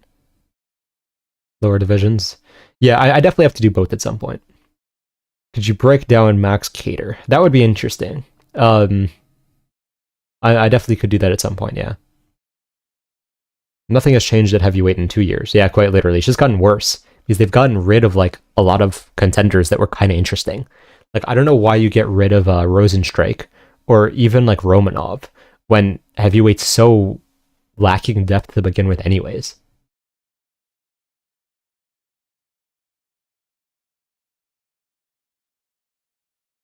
The fact that Ryan Spann went up to heavyweight and couldn't get a win is just shocking to me. Like, I know that Acosta is not a bad fighter by any means, but how does Spann do like reasonably well at light heavyweight and then go up to heavyweight and look like he just lost all his fight IQ immediately? Not that his fight IQ is ever great to begin with, but Spann is like just throwing massive hooks at heavyweight instead of like actually using his jab or anything. How far do you think Taliesin Teixeira will go in the heavyweight division?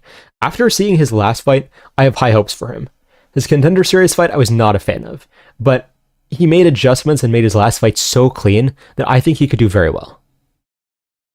Do you think anyone in the division currently could have beaten Ilya at 145? Yeah, Lopez. I think Lopez was a very bad matchup for Ilya, and that's the fight I really wanted to see. Not that Ilya could not have won the fight by any means, but I do think it would have been tough.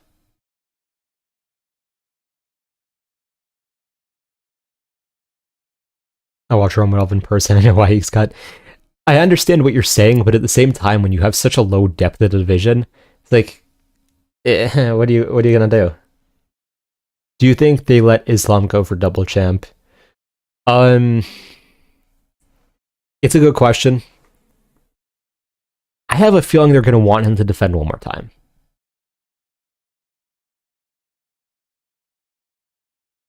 Really, I thought that would have been very good for Ilya. No, the reason why Lopez could have beaten Ilya is because Ilya has problems when people throw with him in the pocket. Because if you're not getting pushed backwards, he can't catch you at the end of his shots, which he likes to do with the overhand, and he gets hit a lot if you throw with him. So Lopez probably would have blitzed into the pocket and just lit him up there. I think that the path for Ilya to win that one would have been to wrestle early, because Ilya has much better cardio than Lopez. So if he could wear out Lopez, he probably could have won later. But I think that Lopez would have had a very good chance of catching Ilya early.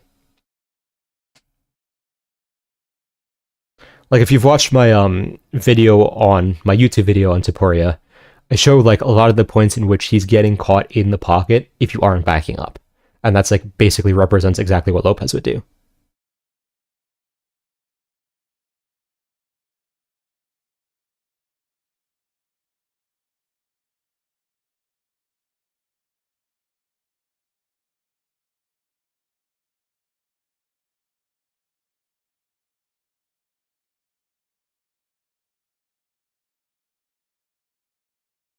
Same reason why Josh Emmett didn't get KO'd. Yeah, exactly.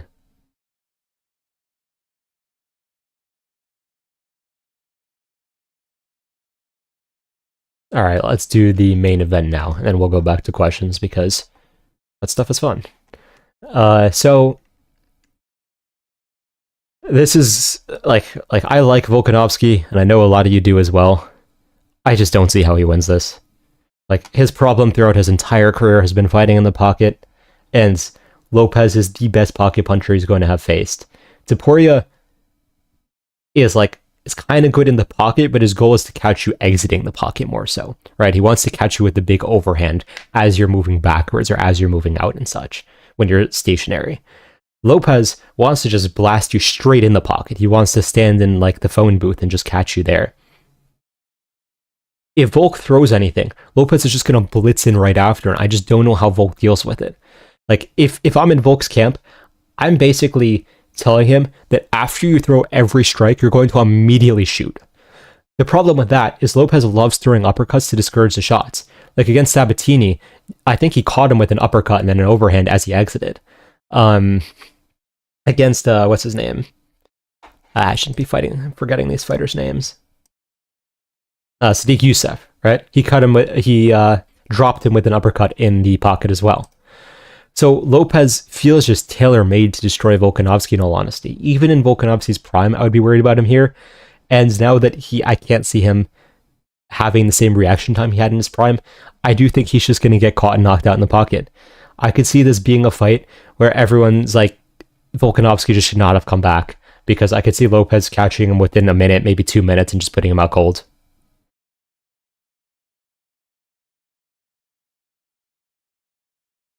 Like Lopez, like the path to victory, of course, for Volkanovski is survive the first 2 rounds with a lot of wrestling, wear on Lopez, and finish him late.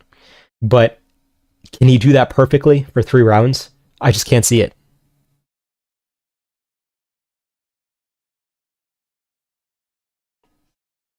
Is Petrino cooked? I feel like he could do well at heavyweight. I mean, he should go to heavyweight if he's not cut. I mean, if he is cut, then well, yeah.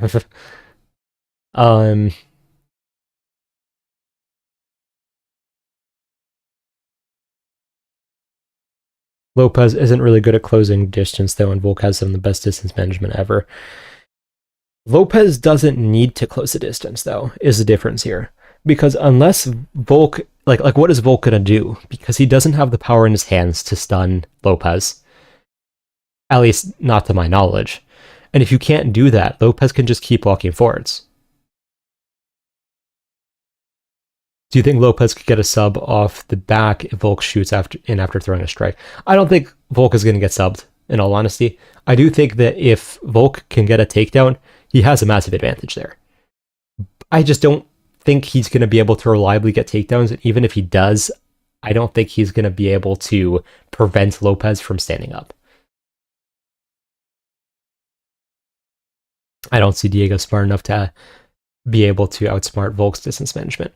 I don't think he needs to be smart, because the reality is Volk will sit down on his jab, which isn't bad against people who aren't trying to rush in, but Lopez will just blitz in if he sees that.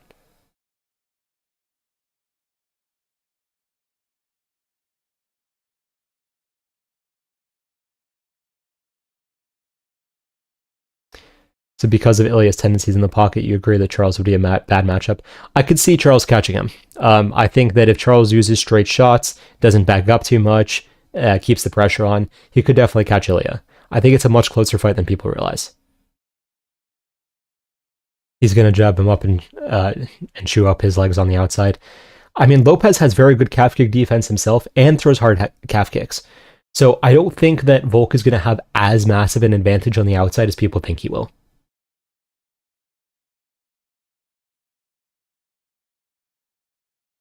Like in the Dan Ige fight, Diego really struggled to get in that pocket. Not really, just in round 3.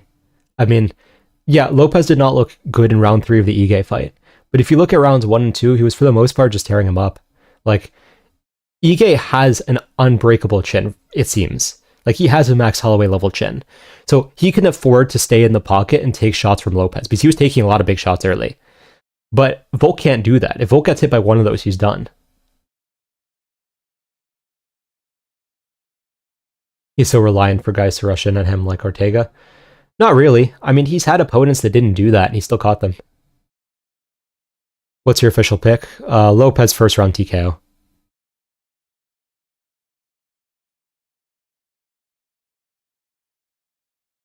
Diego will slow down after round 1 and 2, though. Yeah, if Volk can survive until round 3, or preferably round 4, I do think he takes this. I just don't think he will. I think Volk would have to be way too perfect, and he's not going to be able to do it. People think Volk is declining, but he's always had defensive issues, exiting or staying too long in the pocket. Yeah, exactly. He had the same issue in the first Islam fight. He had the same issue in the Chad Mendes fight. It's just, like, Islam and Chad Mendes are both much worse in the pocket than Lopez is. So I can't see them clipping Volk in the pocket and Lopez not. I guess Volk's title reign didn't have many power punchers. Yeah. The only power puncher that Volk fought was the Korean Zombie, and that was just, it was a shadow of the Korean Zombie in all honesty.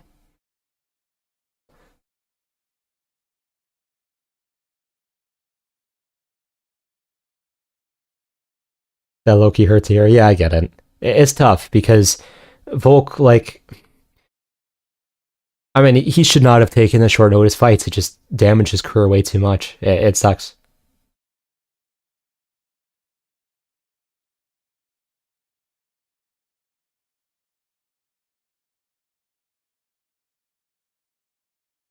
How does Lopez do against Evloev in a 5-round rematch? I think he finishes Evloev early as well. Evloev gets clipped too frequently, and I just don't think that he's going to be able to survive Lopez on a full camp.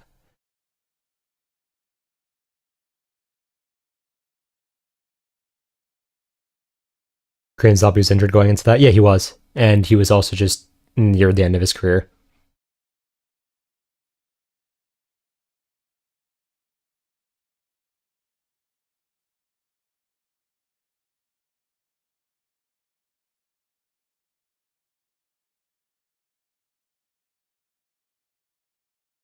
Would you see winning Chandler versus Pimblett? I went over that earlier in more detail, but I think that Chandler will win the minutes and then he will do something stupid and get finished.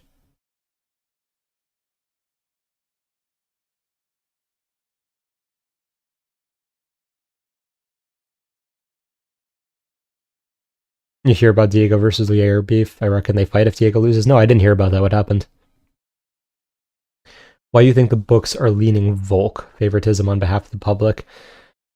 I think they're looking at resume more so than matchup. So if we just look at, like, oh, skill for skill, who's better? I definitely understand saying, like, oh, Volk is more well-rounded. He's has better leg distance management, all that stuff. But if we look at matchup, Volk has never been able to handle pocket punchers. So he's just not going to be able to do it now either. Who beats Lopez right now? In my opinion, John Silva. How would Arman versus Ilya go? I think Ilya cracks him eventually. Arman doesn't have enough finishing ability. Yeah, I agree. I think Ilya probably does win that, but it would be good to see Ilya's wrestling really tested. Since I just joined, what are the main card predictions? Lopez, Pimblett. Let's see. What are the other main card fights?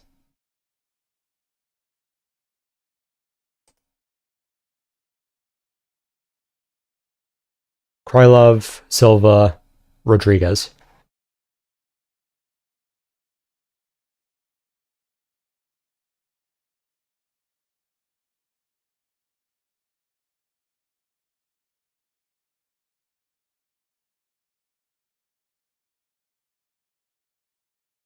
Beef is the air saying Lopez isn't Mexican, that he shouldn't be able to rep it. Really not that heavy beef, in my opinion. Uh, Fair. I mean, yeah, I don't know.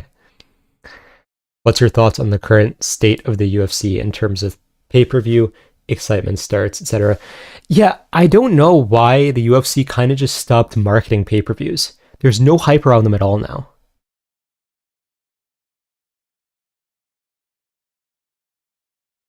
How do you think John Silva does against Ilya?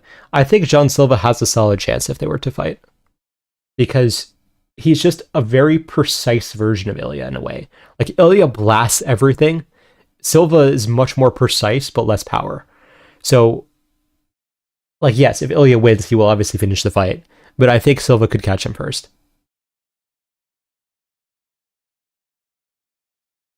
Diego is so reliant on others initiating the pocket exchanges that when he tries to do it, it's just so bad. I don't see what stops Volk from avoiding the pocket on this one.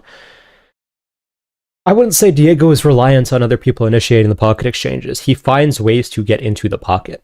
Like, even if we look at the Ortega fight, he kept finding a way into the pocket, even if Ortega was trying to back off.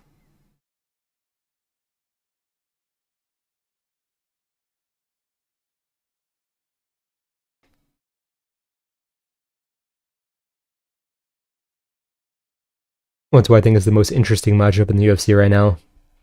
Well, I mean, everyone wants to see Jones Aspinall for a reason, so I would say that's definitely up there. John Silva versus Ilya would have been fun, yeah, for sure.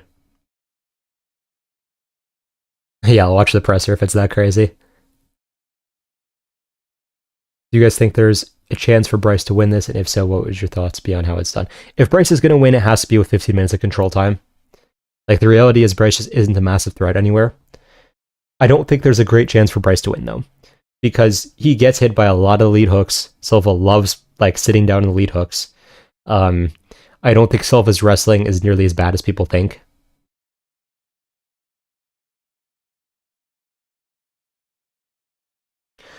What's your thoughts on the political and economic state of the world? Usually it just sucks everywhere. That's just the reality. Big fan of your Instagram breakdowns. Thanks. I think DDP will shock people against Chimaev. Yeah, for sure.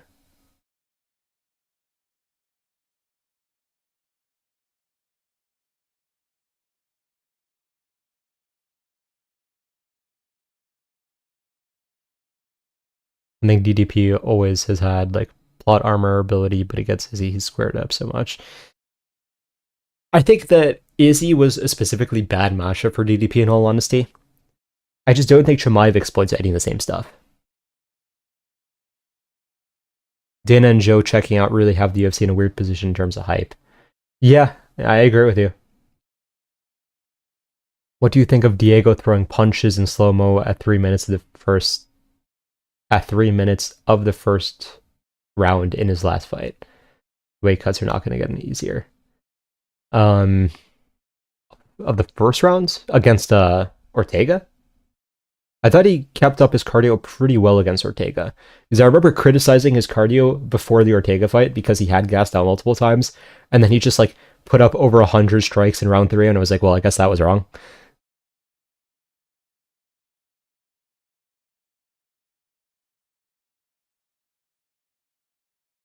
To be honest, you're making good points, but Diego just hasn't dealt with the distance management and control of someone like Volk. I get what you mean. It's a question of, can Volk be perfect? Because this isn't like a hallway fight where he can take some shots. And I just don't think he can be perfect.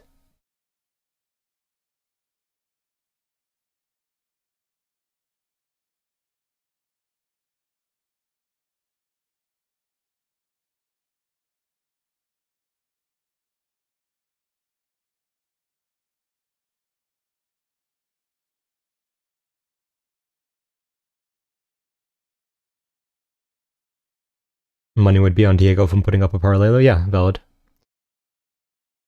Comparing Bryce and John striking and the threat he poses on the feet is way greater than the threat Bryce poses on the ground, is how I view the fight. Yeah, that's very accurate. I mean, if Bryce gets caught once on the feet, it could be over. If John gets taken down once, he'll be fine, most likely. My point was that Chimaev punishes his entries with takedowns. I mean, he might, but I don't think he can finish DDP early, and if he can't, I think he's just going to slow down way too much. They desperately need to hire new judges and new competent judges. It gets ridiculous. Yeah, agreed.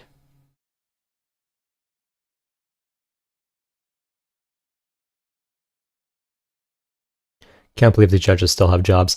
Yeah, I actually lost my mind with the Fletcher decision because that was such a ridiculous robbery. It was insane. And like, I feel very bad for Fletcher because he's a grappler and just let go with his hands at the end of the fight because he knew he needed to, and then didn't get rewarded for it.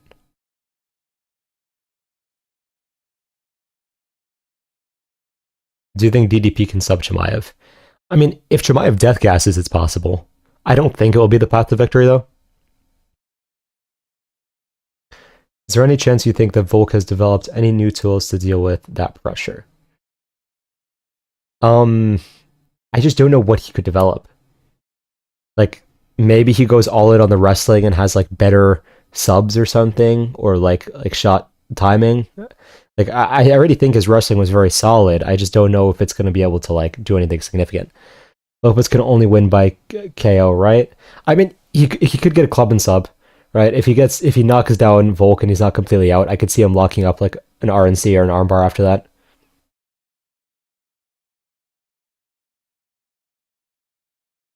Ortega was also the worst he's ever been. Yeah, I agree with that.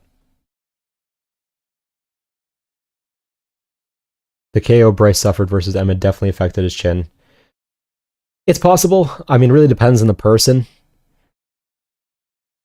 At the same time, like, I don't think Bryce, even before that, had like a spectacular enough chin that it would have helped him here. Chandler will probably find a way to get KO'd by Patty. I don't disagree. Like, if Patty like landed a flying knee or something, I would not be shocked. Unpopular opinion, Hamza doesn't have bad cardio at all. Dude simply goes all out. It could be bad pacing, but it still ends up having the same effect. So if you have bad pacing and your opponent survives, it will seem like you have bad cardio. And fair, maybe you don't technically have bad cardio, but like, you'll still pay the same price. I Fletcher by decision. I was mad, obviously, but imagine how the fighters feel. Yeah, exactly. Like, dude gets half his paycheck and now has to fight down instead of fighting up. It's so bad for Fletcher, and it's such a joke. How do you think JDM does against Islam and Brady? Um, I think that Brady might actually be a worse matchup for JDM than Islam. I think he has ways to attack Islam because Islam is very reliant on the lead hook counter, and he's not really gonna like chain wrestle like Khabib would have. So as long as JDM stays off the fence and like baits out the counter and then lets go with his combos, I think JDM would have a chance of knocking out Islam. Brady, on the other hand, I think is just gonna keep like traditional boxing, hands up, walk in, use his jab to close the distance, and then like drag JDM down, which I think he's gonna have issues with.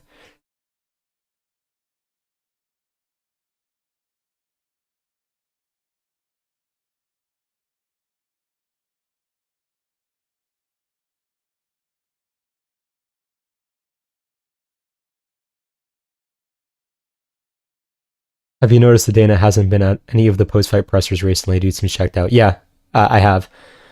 It's I don't know what's happening. Like, UFC is starting to feel extremely dead. I don't know why. First time catching a stream. I mean, it's my first stream, so you caught the first one. Uh, what are we thinking about Patty's fight effectively being an IQ test? Yeah, I mean, he should. He just has to wait for Chandler to make a mistake. If he tries to be way too aggressive and like trades with Chandler, he's in trouble. But if he waits for Chandler to make a mistake, he should take it. Brady versus Bilal in a rematch, who wins? Bilal will always be a really bad matchup for Brady, but Brady changed his striking style to be more on the front foot, so he would have a much better chance in a rematch. I would still probably have to lean towards Bilal just barely, but I wouldn't be shocked if like in another fight or two, Brady was good enough to take it. Din is all focused on power slap and his bullshit boxing promotion. Yeah, quite possible. Who wins, JDM or Gary? I'm going to say JDM. I think that Gary would just get outboxed on the back foot. It would be very similar to the Gary versus Neil fight, except JDM will probably just be a bit more accurate.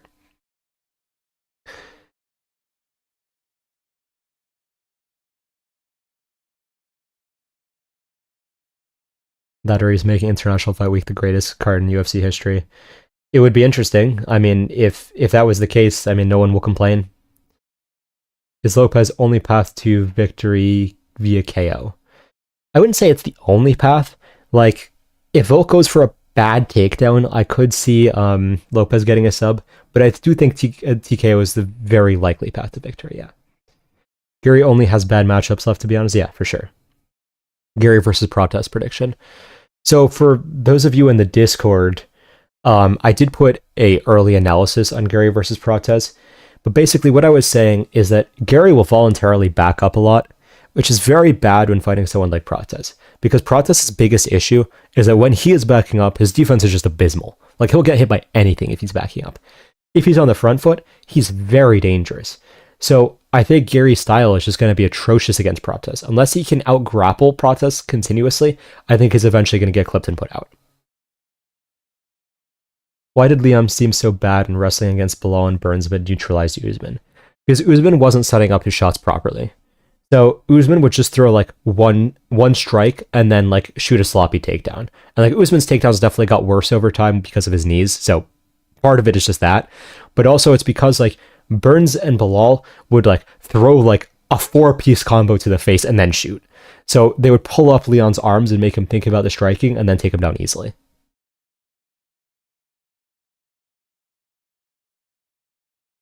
Yeah, Brady and Bilal, yeah. You see Lopez flatlining Volk brutally in round 1? Most likely. I feel like Gary might be Colby 2.0. He's out there and he's always talking about the fact that he's almost winning a shot. God, it's going to cost him. Might have already seen the best of Gary. It's possible. I mean, what's different about Gary is that he is continuously training with new people and like trying to improve. So I do think that Gary has a high ceiling. It's just this is a really bad matchup for him and he would have to significantly change his style for it. Does DDP beat Ankalaev? Yeah, I think so. I don't think that Ankalaev is going to be able to deal with how well-rounded DDP is. Leon only won due to cage grabs. He even did a lot of them during the Bilal fight. Yeah, I mean, I think that, well, he did have the point deduction in the third Usman fight, but I think I had the third Usman fight as a draw when I scored it initially, but I can't say I've watched it again, so I don't know. Yeah, and Diego had the most heated presser moment of the year, surprisingly. Yeah, I'll have to look at that. I haven't seen it yet. As a huge Hamzat fan, it hurts to hear he only has a 30% chance of beating DDP. Yeah, we'll see what happens. I mean, maybe he makes improvements. We never know for sure. DDP beats Alex at both 185 and 205. Yeah, very likely. Don't know how anyone can be a fan of Leon. Boring fight style, boring personality. I mean, if you like pure technique, I understand why you like Leon. Like, from a pure technical perspective, Leon is very good.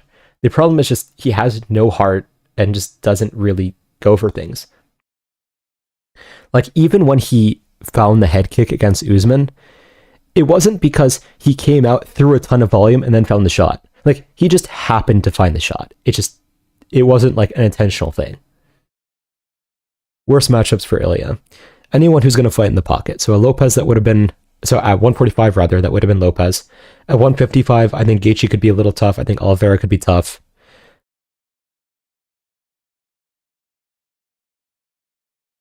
Leon's most recent Instagram post is genuinely baffling. Dude's so out of touch with reality. I haven't seen it. What was it? How are point/outside fighters supposed to deal with pressure? Seems like the outlook for fighters like Volk, Izzy, and Gary, and Leon isn't good in a 5-round fight against pressure.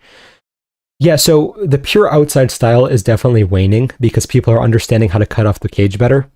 But in terms of like, okay, how do you deal with pressure if you are going to fight like that? You need to make sure that you always have something that could stop someone in their tracks. You can't like let them just run forwards. Whether it's a hard cross or a side kick or something like that, you need to be able to halt people. And you need to make sure you're also circling properly and not getting cut off. I see Alex catching DDP with a left hook as he blitzes in his chin in the air at 205. I don't think so because DDP has really manufactured his style around dealing with counters. So you could see in the Izzy fight, he would preemptively slip the counters when he blitzes forwards. So even though it looks like he's sloppy, he's making these small movements that are making it kind of impossible for people to counter him. Do you think Gary beats Shavkat in a rematch? I mean, in that fight, it looks like on a full camp, Gary would have beaten Shavkat, so I would say yeah. Usman might still be champ if he didn't throw a nut shot in the fan. Maybe.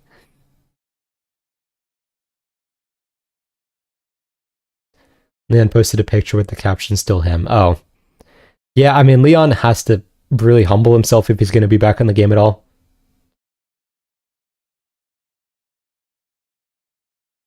Peter Yan versus Umar prediction. I think Umar does well early, Yan does well late, and takes a close decision. Gaethje is so open in the pocket, I think Ilya would retire Gaethje. It's possible, but Gaethje is one of those weird guys who could just find something. I don't think Gaethje is like as good as a lot of other 155ers in general, but it's just a weird matchup. But he definitely could get slept. I wouldn't be surprised. Alex is very awkward when getting hit and backing up. Yeah, for sure. DDP versus Imavov prediction. That's a good one. I think I'm going to have to slightly lean Imavov because he's just so much faster. Like, it's a fight where I do think speed could play a role. I wouldn't be shocked if DDP was able to game plan around it, but Imavov also is good at game planning in general. So I think with like his boosted natural attributes and like somewhat even game planning, I do think I would give a slight edge to Imavov. Who do you think Jan should fight next? I don't hate the Umar fight. Leon loses 2 more and retires. Quite possible. I swear if they make Islam versus Justin, literally nothing interesting about that. Yeah, it would be an Islam first round sub. It's stupid. What was up with Alex? I was very sure he was going to lose, but even then I was shocked by how tentative he seemed. It was a very strange fight. It seemed like he was so scared of being taken down that he didn't want to open up with his hands. I don't fully know what he was doing though, because he just like even though it was a very close fight, yeah, it was just a really bad game plan. Like, you don't want to back up against Ankalaev. That's just how you lose. How do you see Prime Tony versus Islam? I think that actually would have been a pretty easy fight for Tony, in all honesty, because a single hook counter would not have done anything against Tony. Tony had so much head movement in his prime. He would have just slipped that, thrown a spinning elbow off it or something. He would have just slowly beaten up Islam. Islam doesn't have the wrestling to really threaten Tony. So, like, even the issues that Tony might have with Khabib, even though I do favor Tony in that matchup, he would not have with Islam. Imavov using Izzy's extended hand to pull him into a knockout push is nice. Yeah, Imavov is so clean. Like, it's unfortunate that he has no personality, because if he had a personality, he would be a superstar. I'm personally going with DDP because the jabs and leg kicks is possible. Prime Tony was never that good, in my opinion. He would have gotten beaten by any half-decent lightweight. He went light and death in every fight. I don't agree with that. I think that people just remember his bad moments and really remember his downfall, but they don't look at how defensively amazing he was in his prime and how good his wrestling was. Like, the person that Khabib could not take down, I forget if that's Trujillo or whatever his name is, Tony took down and stopped very easily. Like, Tony was walking through guys that everyone else had massive problems with. He broke Barboza very easily. Like, Prime Tony's head movement was basically unmatched, where he was able to just make small adjustments to make people miss and then just light them up.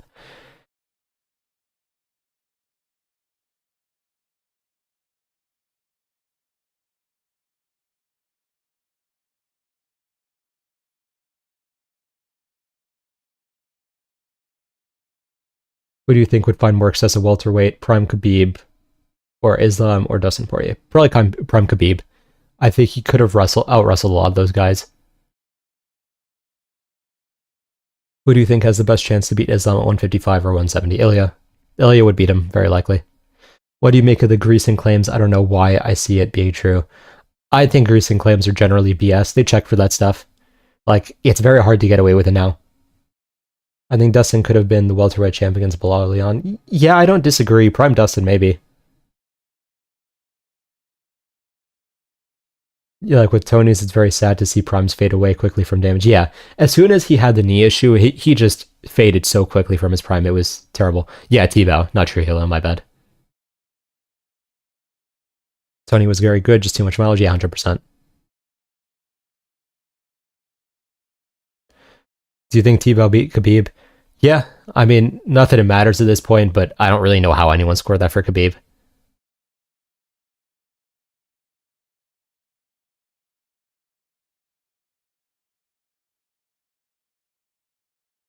I feel like Khabib is a tad bit underrated. People don't fully understand his game. No one calls him the GOAT. That's such a false narrative.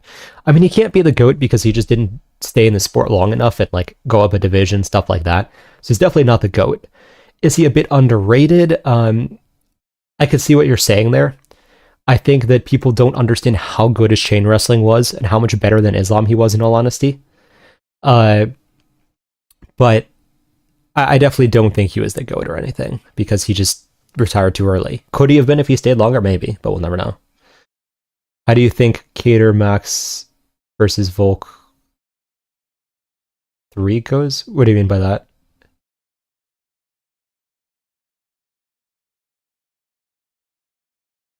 I'm confused what you're asking.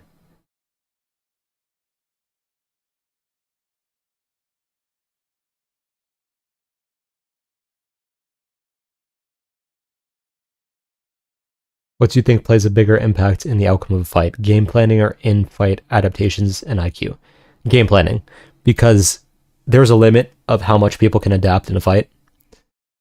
But if you game plan in advance and know exactly how you're going to deal with everything, you can just outclass someone, even if they're technically skill for skill better than you. Prime for prime, Tony versus Poirier. Tony would have broken him. How do you think Charles versus Khabib would have gone?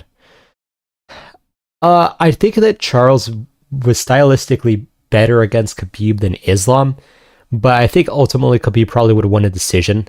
I think it would have been a much more boring fight than people think it would have been because there would have been a lot of like neutralization. So Khabib probably would have gotten down Charles and then just not have been able to do anything, and they probably just would have been in like full guard for 25 minutes. There's a chance Charles would have locked up a sub.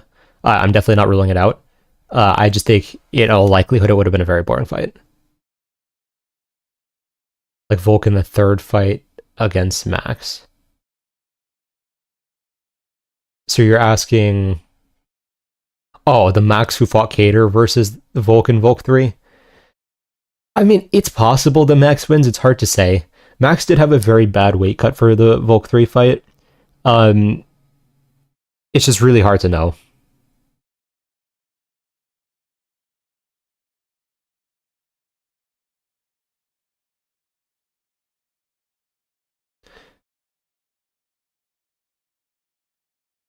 What was the first UFC pay-per-view event you saw live or in general? Um, in all honesty, I really don't remember. It's been so long. If Charles didn't miss weight, him and Volk would have fought. I think Volk would have dominated Charles. At 145, yes, Volk probably wins that because Charles was just so drained there. At 155, I would pick Charles. When you talk about Islam, it seems like you think he has many gaps in his game that haven't been punished yet or aren't talked about because of the favorable matchups he said in his title reign. Is that fair? Yeah. I think that he's so reliant on the lead hook, and his defense is so predictable that it's problematic. Like, I don't rate Islam anywhere near as I did Khabib.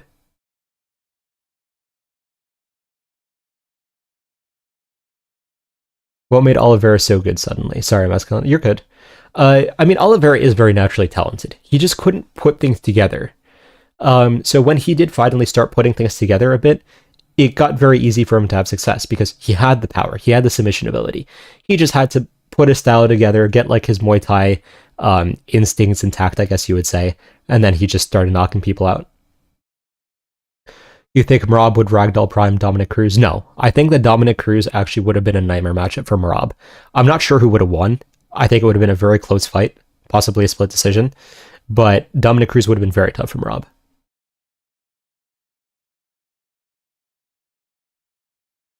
Part of me wishes Volk ducked to Poirier had at least 2 months of a rest. Volk should have taken half a year off after that, at least. He should not have gone into a fight. Do you think Paul Hughes is a top 5 lightweight? Not really, in all honesty. I don't think anyone at PFL is that good at lightweight. I do think that Paul Hughes is better than people thought he was, but maybe he gets ranked in UFC, but not top 5. Could Max have beaten Ilya? Because watching him back, it seems like the only guy who can last a full 25 minutes against Ilya is Volk at 145. Max with a better game plan might have had a chance. I don't know what Max was doing in that fight. It's like he kind of just went in and did stuff. Like his defense was kept changing. His offense wasn't like at one point he was having success with the low kicks, and then he just stopped throwing the low kicks. It was just he randomly just did stuff. It was very weird. Do you have Islam better lightweight of all time over Khabib or vice versa? Right now I have Khabib better because most of Islam's opponents, or not most, but a lot of Islam's opponents have been short notice. And it's hard to not factor that in. I think that by the time Islam retires, he will probably be higher. But right now I have to say Khabib. Could you elaborate on the Merab Prime Cruz matchup? Yeah, sure. So basically, Cruz's footwork is too good for Merab to get a good shot on him, especially with how Merab relies on like throwing an overhand into a shot and such. So Merab would have been shooting at air for a lot of the fight. However, at the times at which Merab was able to get to Cruz's legs, I do think he was a better wrestler than Cruz. So it would have been strange where like Cruz is winning the majority of the moments and making Merab miss a lot. But when Merab does have those few moments when he is able to get to Cruz, he would score a lot of points there.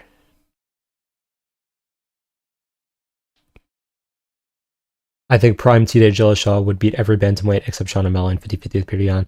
I don't think TJ was as good as people think he was, because I mean we saw him lose to a Cruz who was having a lot of injuries at the time, and it was probably also a juiced TJ.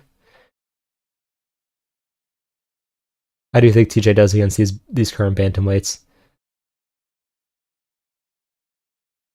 I think he would lose to, let's see, he would lose to Jan. He might beat Umar. Umar is an interesting matchup. I think he would probably lose to Merab, but it would be close.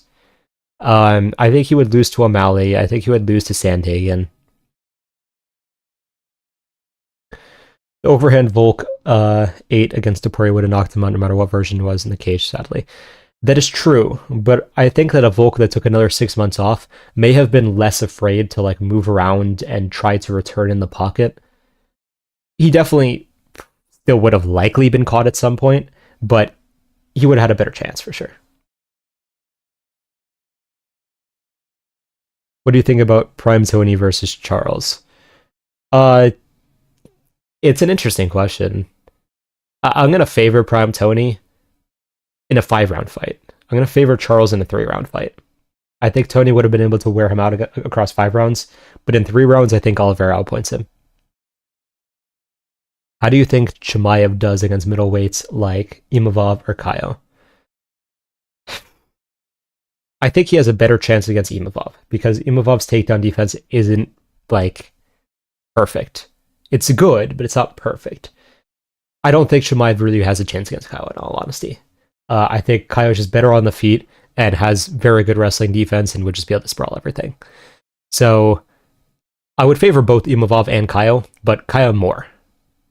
Chimaev could definitely beat Imavov. Cejudo would have beaten Merab if he had not gotten the hand injury. Across 3 rounds, he probably would have.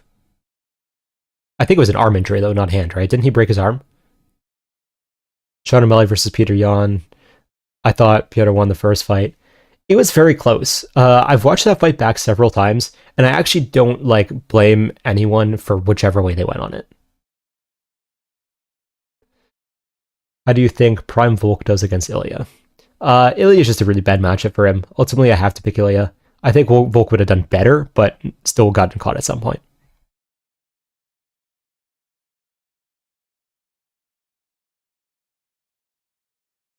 I feel like TJ would have had a way better chance against current Sandhagen. TJ struggled with Corey's knee and sub attempts. Corey has become less interested in finishing his opponent lately. Yeah, I 100% agree. He would have had a better chance against current Sandhagen. I still think he would have lost, but it would have been closer. Like, Sandhagen, before he started becoming, a point fighter, probably would have finished him. Is it weird that literally every Brazilian has okay cardio? I mean, certain things are genetic, so it's no shocker that like people of a certain country have certain attribute or lack of. How do you see Sean Strickland doing against Kaio and Imavov in a rematch? I think he has a good chance against Kaio just because of his style. Kaio is like too reliant on the power shots, doesn't really have high volume. I could see Strickland not pointing him. Imavov is a weird one. I think Imavov could win off of large moments, but it would be a weird fight where it's like a question of like, okay, does Imavov have a large moments in 3 rounds or does he not? Does he only have it in 2 rounds? Because Strickland's going to win the majority of each round. It would be like in the Adesanya fight, where Adesanya is winning the majority of the round, and then Imavov catches him with the massive uppercut. Stuff like that. So it would be very close, in my opinion. How do you think JDM versus Bilal goes, as JDM has good scrambling and can out-damage Bilal? I still think that JDM finishes Bilal. I think that Bilal is going to have problems with JDM's pressure and probably run into something. Have you forgotten that Corey and TJ fought? No, I did not forget that. I thought Corey very clearly won. It was a very strange decision. I feel like Volk is the modern day GSP. I hope he gets appreciated more moving forward. I love studying his game and try to base my style off him. Yeah, that's valid. Volk is a very technical fighter. I definitely can appreciate his style a lot. Why did Strickland do so good in the first fight but not the second? Was DDP... I'm assuming you're asking what did DDP change? DDP started countering the jab and not like using large movements. So instead of like chasing Strickland around and running into his jab all the time, he would draw out Strickland's jab and then counter it, which shut down a lot of Strickland's ability. He also used a lot of kicks so that he didn't have to like chase Strickland around.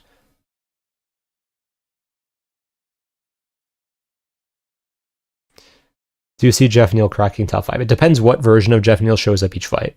If we get like the actual peak version of Jeff Neal, yeah. But he just changes fight to fight. It's so strange. Paddy called out Charles. Very easy fight for Oliveira, in my opinion. Yeah, I agree. Oliveira should beat Paddy. DDP smarter than I give him credit. Yeah, 100%. DDP is smarter than pretty much anyone gives him credit for. Like, even me. There are certain things that he does that are just so impressive that it shocks me. Like when he was talking about his game plan for the Adesanya fight, how he literally like based his pressure off of when it would make Adesanya uncomfortable based on his style. It was wild. Wonderboy is still my all-time favorite style. I try and fail miserably to fight like him. That's fair. It's a very hard style to replicate. How do you think Pride Max versus Ilya goes? I feel like Max's would be... I'm not sure what you're saying there. Would be too good, too much for Ilya, especially with Ilya not being too good off the back foot. I think that Max wouldn't need a very good game plan to beat Ilya. I think Ilya is beatable for Max, but not the way he was fighting. How do you think Sean O'Malley versus Ilya Topuria? How do you see Sean O'Malley versus Ilya Topuria going? Right now, I think Topuria can just mix it up too much. I think he probably is able to find a shot eventually.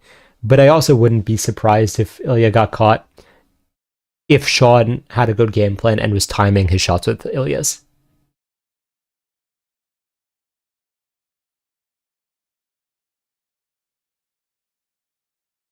Alright, we've been going for 2 hours, so I'm probably going to wrap it up. Thanks for tuning in, guys. I'll try to do more streams going forward. I'm aiming to do like once a week for now. We'll see what happens. There's a lot of things I'm working on that I'm going to be excited to show you guys when I can.